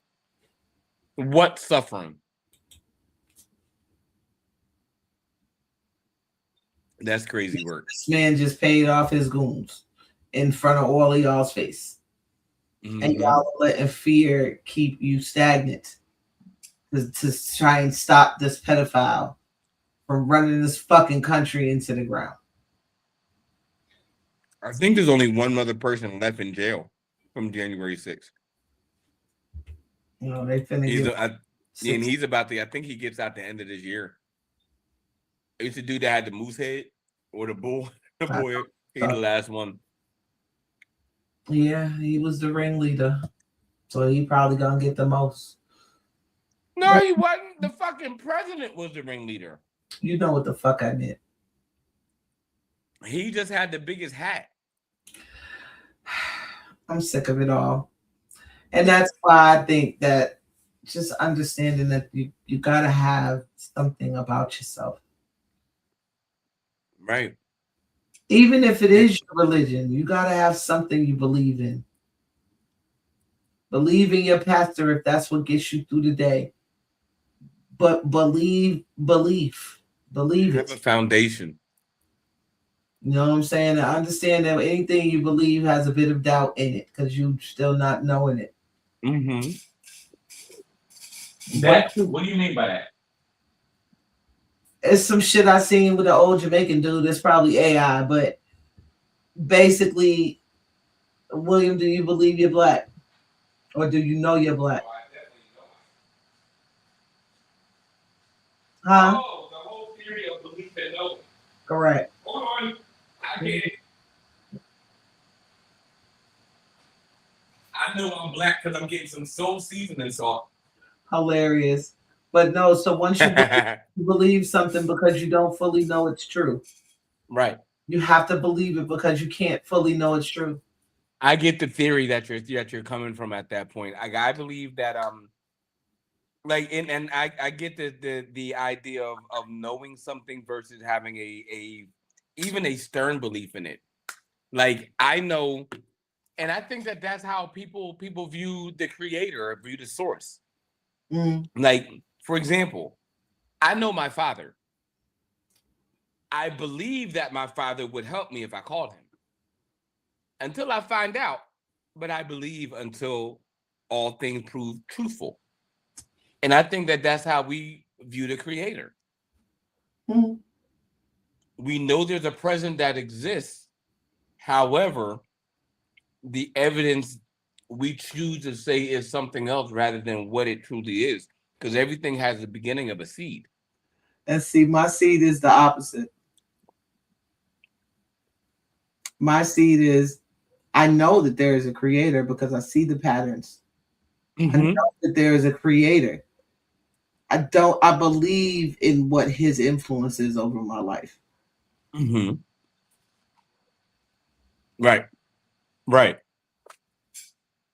God damn it, William. Do you see that save though? But no, I definitely see where you're coming from. Like I have not eaten all day. This is crazy. I'm so glad you're getting to eat some, babe. Yeah, now I'm like, I need to take my medication. But we did this unmedicated, the both of us. Good job. I'm proud of you. Proud of you. But too. one of the things is like it's our belief, and I definitely agree when it comes to like the knowing and the belief. Like when I was younger, I'd be like, you could call me a know-it-all when I was younger, and I'd likely be like, and I read enough. I studied enough, bitch. Like fuck my grades. Let's look at these books and let's decipher all these books.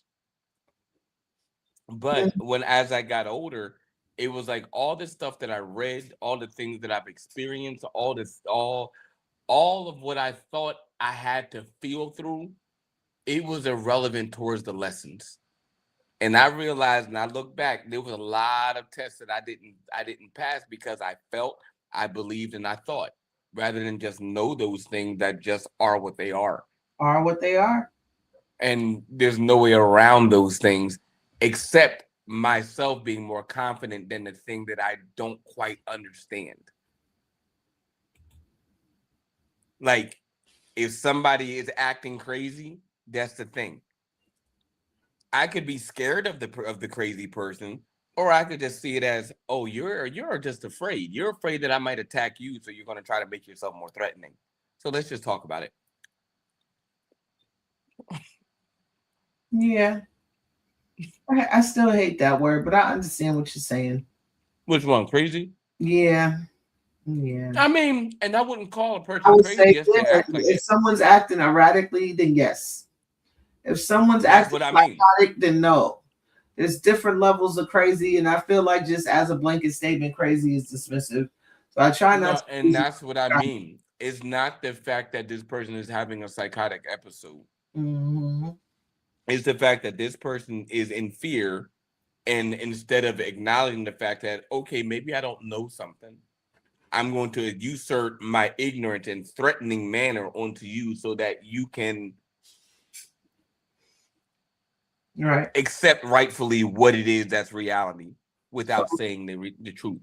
Lovey said belief is stronger than truth, in her opinion, and I agree. Because the fear is what makes you believe. And the truth be staring you square in your face and you'll still be scared.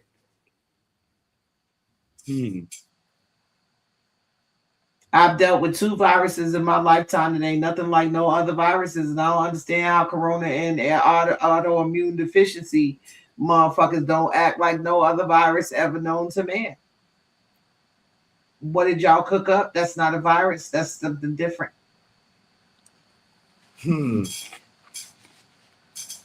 Belief is stronger than truth. Lovey! Because it really is. You know what I'm saying? Belief is what the fear drives. Fear drives belief. Remember when they was giving us the orange, red, yellow warning signals during Bush's administration? Sure. You know what I'm saying? The belief that something's about to happen kept people so fearful. It got the economy in line.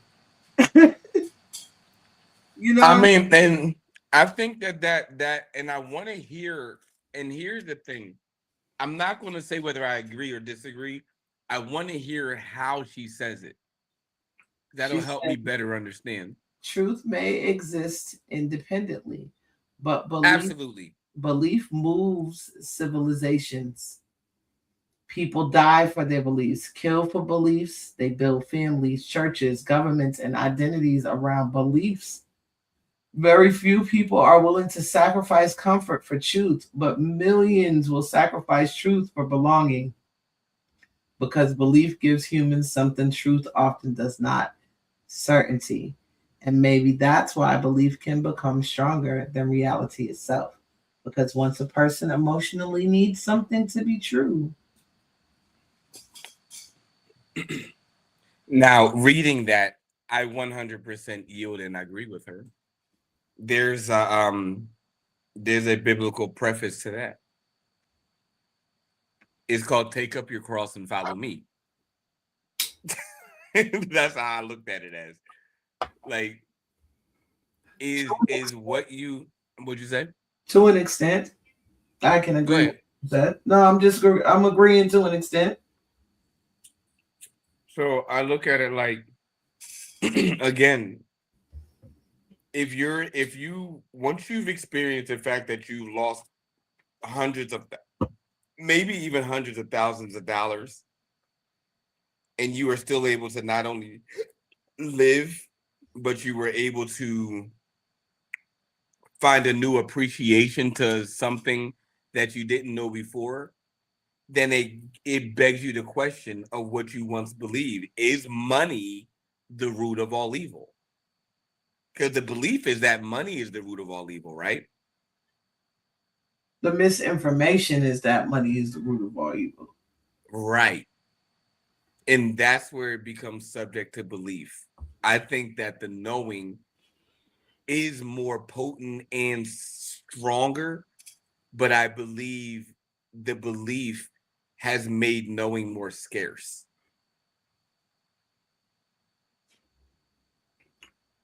In my opinion. But then basically you've reduced the world to the landscape of the Book of Eli movie.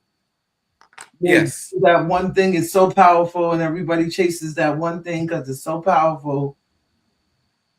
Yes. It sucks. In chaos, that's how we derive anyway.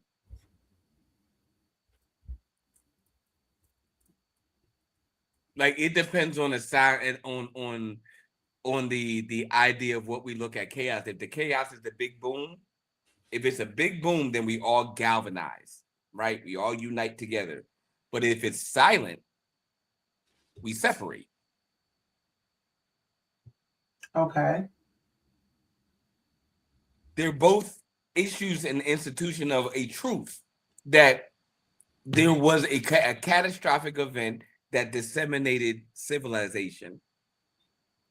But one boom we all saw.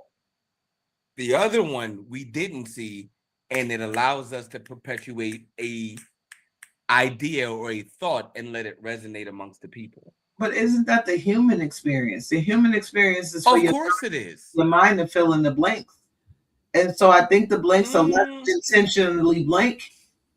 That's what your imagination is and does. I mean, to an extent. You fill the air with the air, and then you let people's imagination take over. To an extent. What the fuck is the nigga's name? Dr. Fauci. That's his name, Fauci. His name should be fucking Fugazi. Why is this nigga not in jail yet? Payroll. Oh, Jesus Christ, man. And this is the bullshit. Like, Cat Williams really told us in his first special that he's going to tell motherfuckers to go out here. We going to suck a lot of dick and take over all of Stone Mountain. And it's been that way ever since. I mean, and again, that's why, like, I'm not going to sit here and say I disagree with what Lovey was saying, because it's part of it. as much as I don't want to believe it, guess what? Even that idea is true. There's a statistic that still has yet to be, or a theory, should I say, that still has yet to be proven invalid, where 80 to 85% of society yearns for a belief that is not theirs, just so they can feel something other than what they're currently enduring. That's crazy. Is it? Yes. When there's 10 or 15% that controls that narrative, and then only 2 to 5% that are looking like, I don't know what to do. That's disparaging. Yeah, I can see it being disparaging, but I do believe that that's where art lives. In that art? Yeah. In that 2 to 5% of people standing around. I don't know. Okay. Yes. I do believe that's where art lives, and it's still very important to what civilization looks like in my mind. And what is art? Art is the expression of what life is. I was hoping you say that that's my only measure of hope. I was hoping you say this one keyword, the truest expression, in my opinion. It is art. Could be many things. It could be sound. It could be sight. It is the human experience. Yeah, it's what we know. It could be taste, but we'll ignore it. But the moment we allow the fear to stop us from flying Spirit Airlines, we'll never know. We'll never know. Yeah. You know, and I think that was my objective to say this evening. Like, fear paints so many of us into corners that we don't even realize we're in. And we're backed into that bitch with a spider face in a raid can, but we don't even realize we're there. Do you have a fear?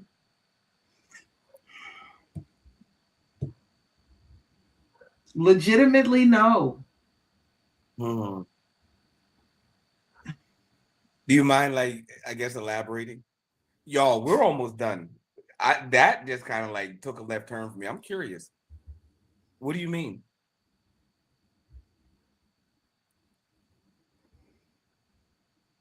I'm 48. I'll be 49 this year. Yeah, 49 this year. I've lived a lot of lifetimes, bro. Yeah. And died in between some of them. Real life, real talk. No, I get it. You know, so I'm not gonna say I'm not scared of something. I'm scared to fucking death of clowns, but like fear, it's two different things in my mind. Like intrinsically, no, I don't. No, I don't dwell on the past. I can't appreciate the future the way other people do.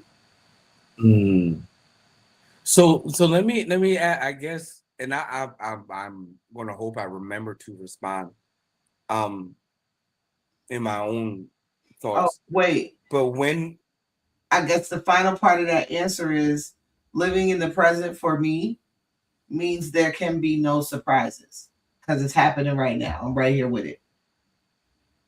When did I was about to ask, when did that truth meet reality for you, or reality meet truth? Probably over the last 4 years or so. It's been building, but that final piece went into the puzzle that made it clearer to see what I was trying to get to. So I guess suffice it. Both, Christina. Both. I think it's a blend of both. I think that collective consciousness is the potent Kool-Aid, and the perception of manifested reality is the sugar. the water is the truth. What it becomes is therefore what is invested in that consciousness or the manifested reality. And just like dealing with these AI fucking things that are springing up all over the place, our water's polluted and taken and stolen and used in so many fucking different ways at this point. That we have to make sure that the water we're using to make said Kool-Aid, as William is talking about, is worth digestion. No more than the soil that we plant the seed. Correct. And that's the part. I think that so many of us are in fear of starvation that we hold on to the seeds rather than plant them. And because of, again, our experiences, or maybe not our experiences, but our mother's experiences, our father's experiences, our grandfathers. Don't do this. Don't do that. Epigenetics like a motherfucker. Man. That's Dave Chappelle jokes. He said growing up in the 80s and 90s, there was always an old nigga to pop up from behind even a trash can like Oscar the Grouch and say, hell yeah.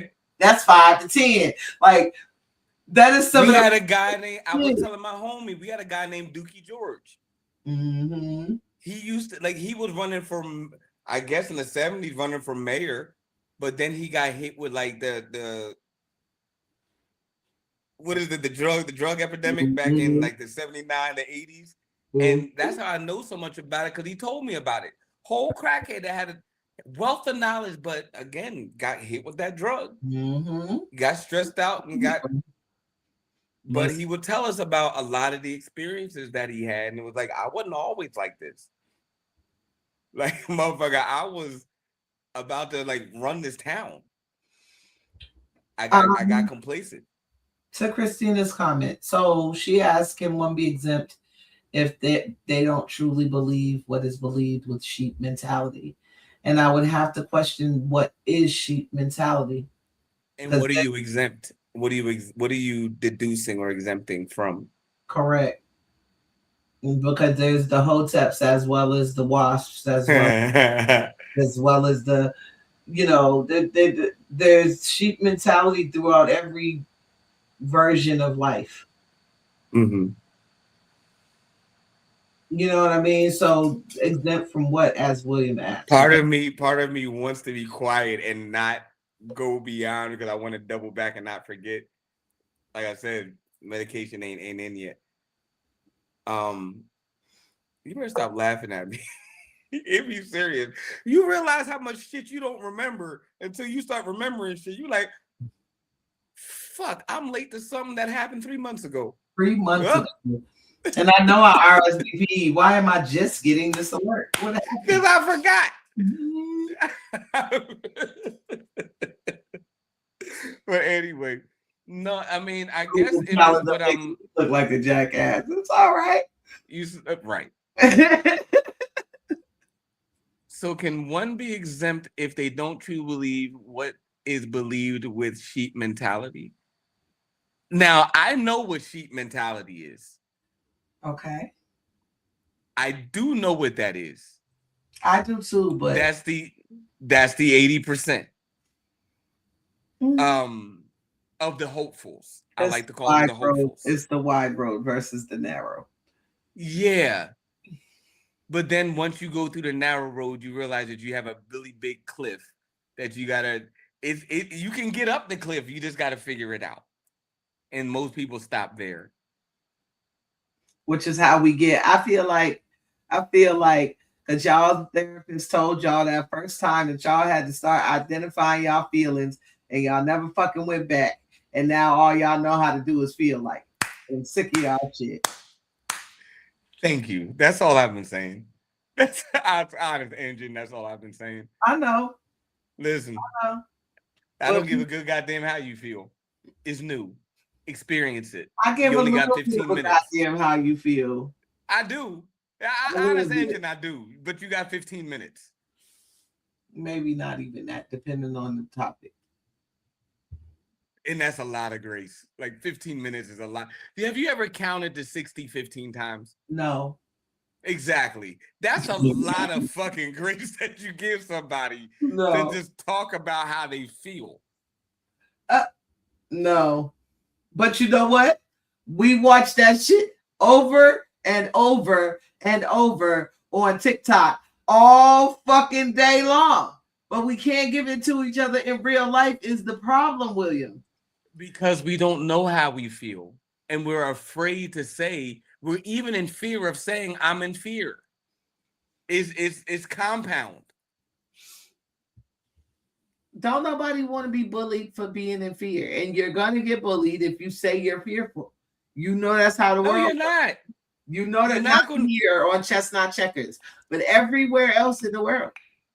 So what did I, and although I knew you weren't in fear, but what I will say is that when I met you in an adverse situation, it in any other situation would have been fearful for most other women.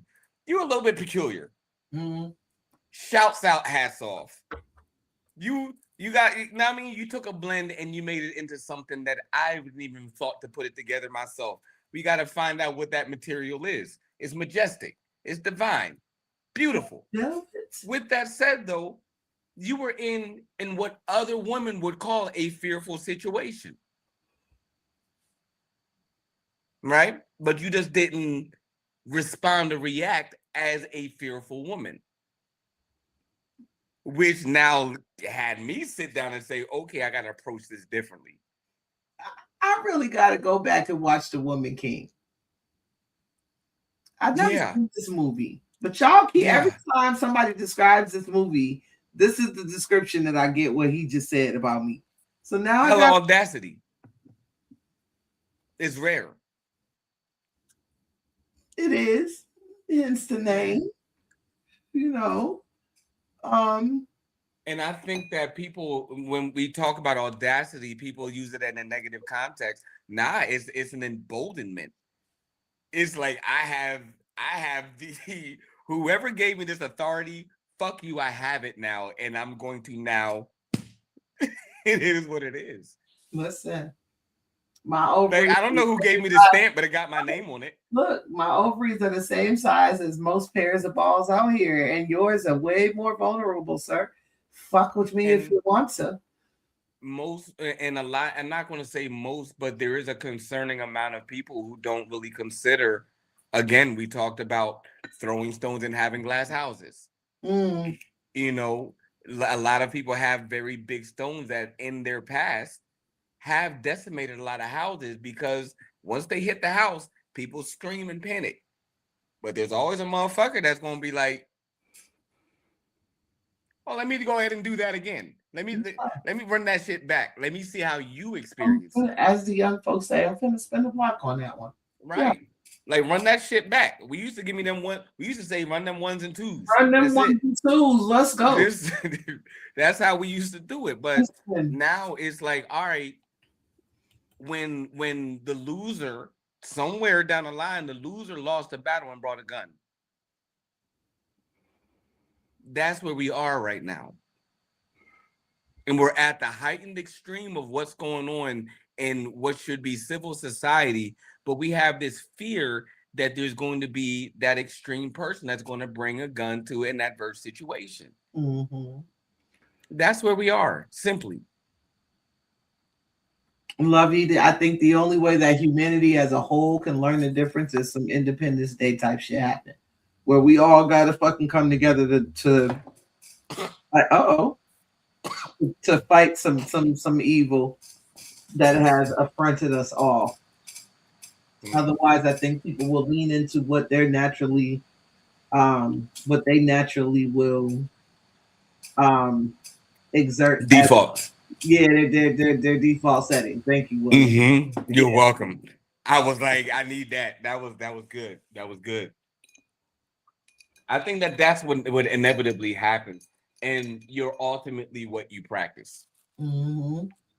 And that's why, like, what you preach around these motherfucking parts. Man, I mean, again, you're held to an account, but what should be the beauty is the responsibility that you carry it well. I love seeing a motherfucker that could cuss a motherfucker out and just sits there and is like, not to say just sit there and does nothing, but just knows that there's about 7, 8 motherfuckers that are in earshot of what's happening. Right. I can just put my chapstick on and watch the battle be fought for me. And it's not the timid motherfucker that's like that scream that calls forth the wolves amongst the other. Not that one, but it's that motherfucker that says, keep right on talking. You just talk yourself into a death trap. Like you just talk yourself up to the face of God right now, and you got to deal with the wrath. I fucks with a motherfucker like that. Woo! And I mean, Christina, I guess there couldn't be one without the other, but I do see what you're trying to say here. You know what I mean? Like in my mind, there would be no inventor forward without the people who would be like, oh, no, that can't be done. No, sir. No, buddy, we can't fly. We're human beings. You know what I mean? Like nothing ever happens without somebody being like, nah. Yeah. That big ass building of a computer could never fit in my hand. And then the next thing we know, you know what I'm saying? Like I was watching this movie the other day. Bitch, I'm gonna kill you. You know, we talk about stuff all the time, but like if I do have a real fear, it's R&D. It's the R&D departments of all of the corporations and the governments in the world. Like if I have a real fear, I'm afraid of the fucking scientists, my nigga, because that shit, evil scientists are a real fucking thing. What's his name? Von Braun? Evil fucking scientists, my nigga. Y'all need to really know your history. Y'all are so busy separating Jewish history from German history and American history from Black history and this history and Native history, and it's all one history. Right. If people just want to be romanticized and feel good. It's all motherfucker, I gotta peel back. Hold up. Sorry. Take a look. It's in the book. The Reading Rainbow. Listen, I can do anything. Listen. Take a look, bitch. It's in the books, bitch. Reading Rainbow. Thank you, LeVar Burton. Mwah. We love you, foot on or off. You're that guy. Listen, I'm so tired of people being afraid at this point when everything you need to know is in a book somewhere. What to eat, when to eat, how to calculate time, how to calculate money. All of it is in a book. And the only book y'all niggas open is Facebook. And I'm tired of the fear that is provided from that. I'm more afraid of that than any of y'all niggas.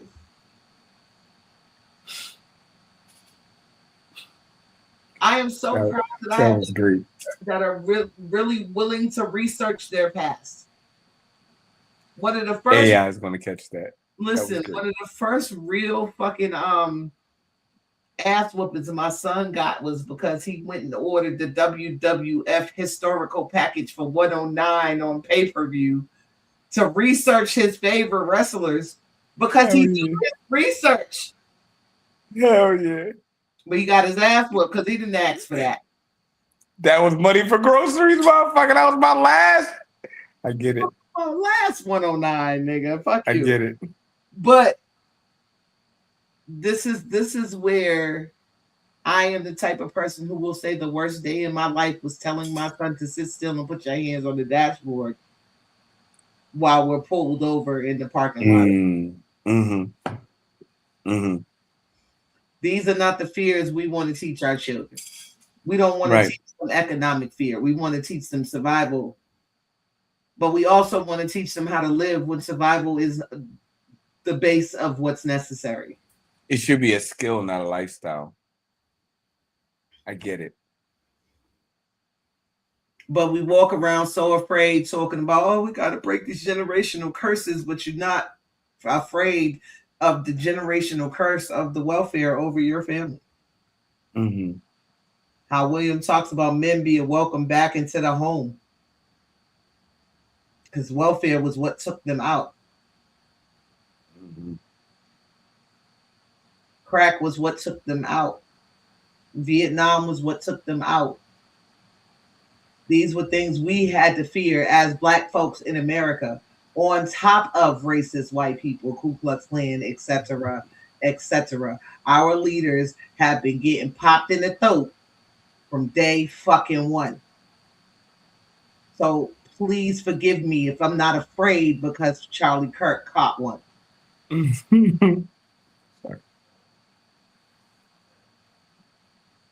I'm just saying, like the type of fear that we have to truly think about what happens at schools every day that our kids go to school now. We have to truly think about what happens after schools, because we watched Sharkeisha beat the fucking brains out of a little girl for months. Waka. We have to fucking be afraid every time we see red and white and blue lights, because of however many years of police deaths that we've had to watch collectively. Y'all act like fear isn't a real thing, but y'all have y'all part in stopping it. And it's go ahead. No, you go ahead, baby. No, please. I'm just saying, like, show more reverence to what's coursing through your life and your veins. That part. I think that's the most important part, is instead of using it as a tactic, really apply what the moment brings. So you can be reminded. Absolutely. Right. We talked about that some time ago. Mm-hmm.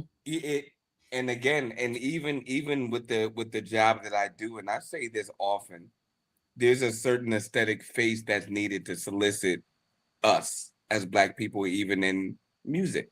Mm-hmm. So those of you that know, I work in, a lot of cover bands, a lot of corporate bands, and I've been doing it for about 2 decades now.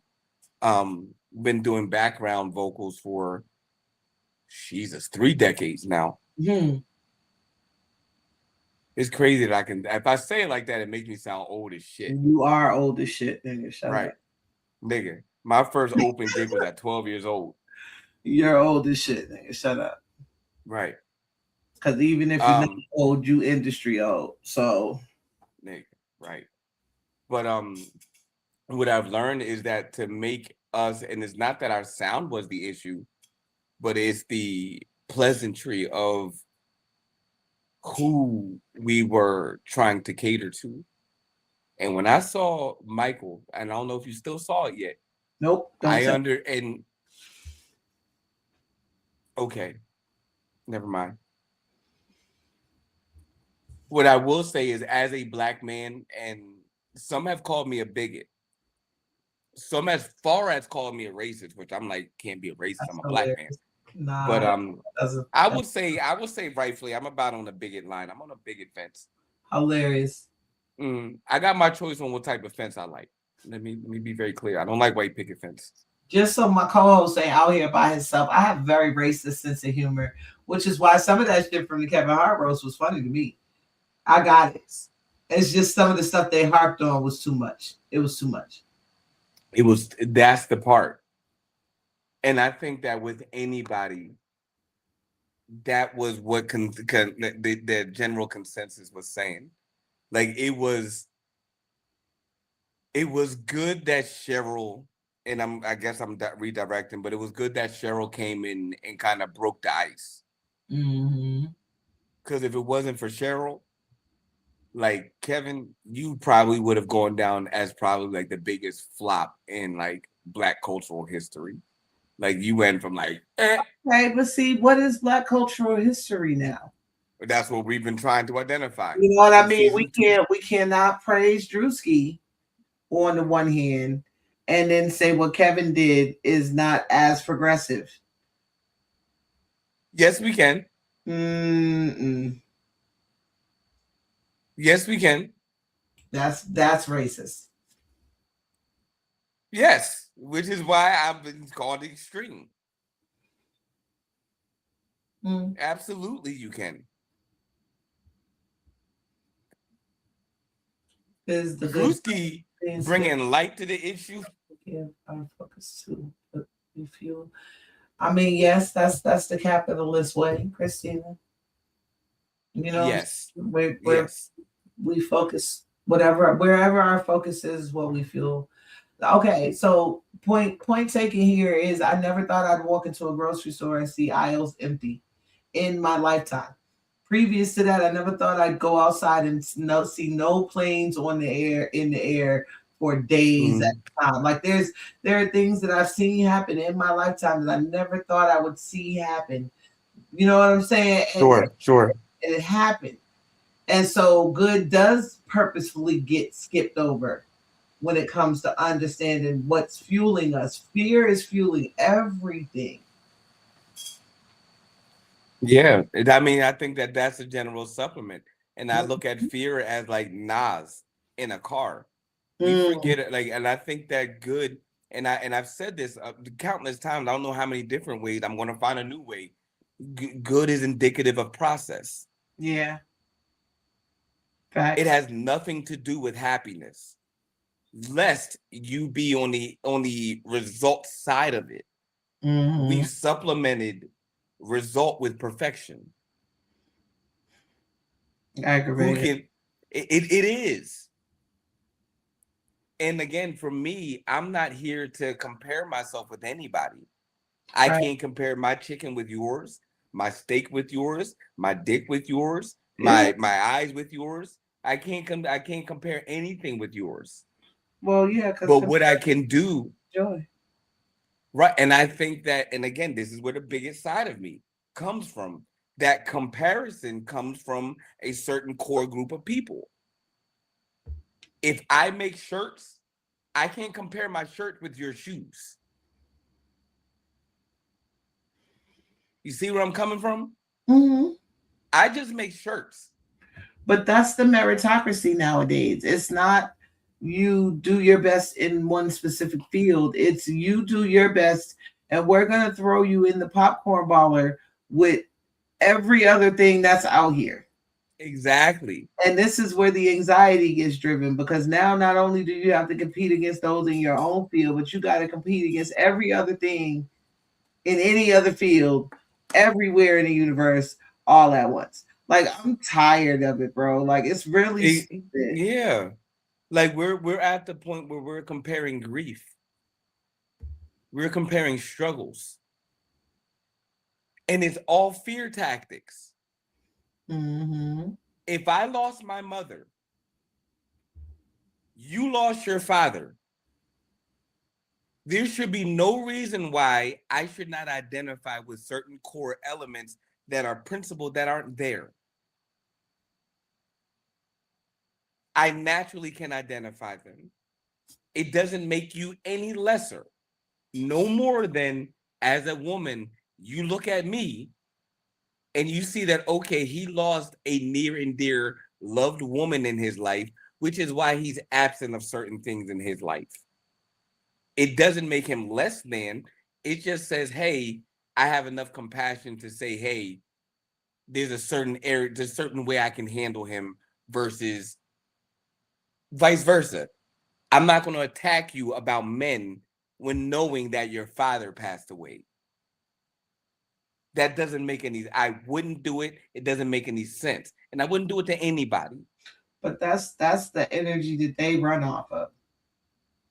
Exactly. You know what I mean? So it's I need rage. That it's hard to combat that without more emotion than what we see.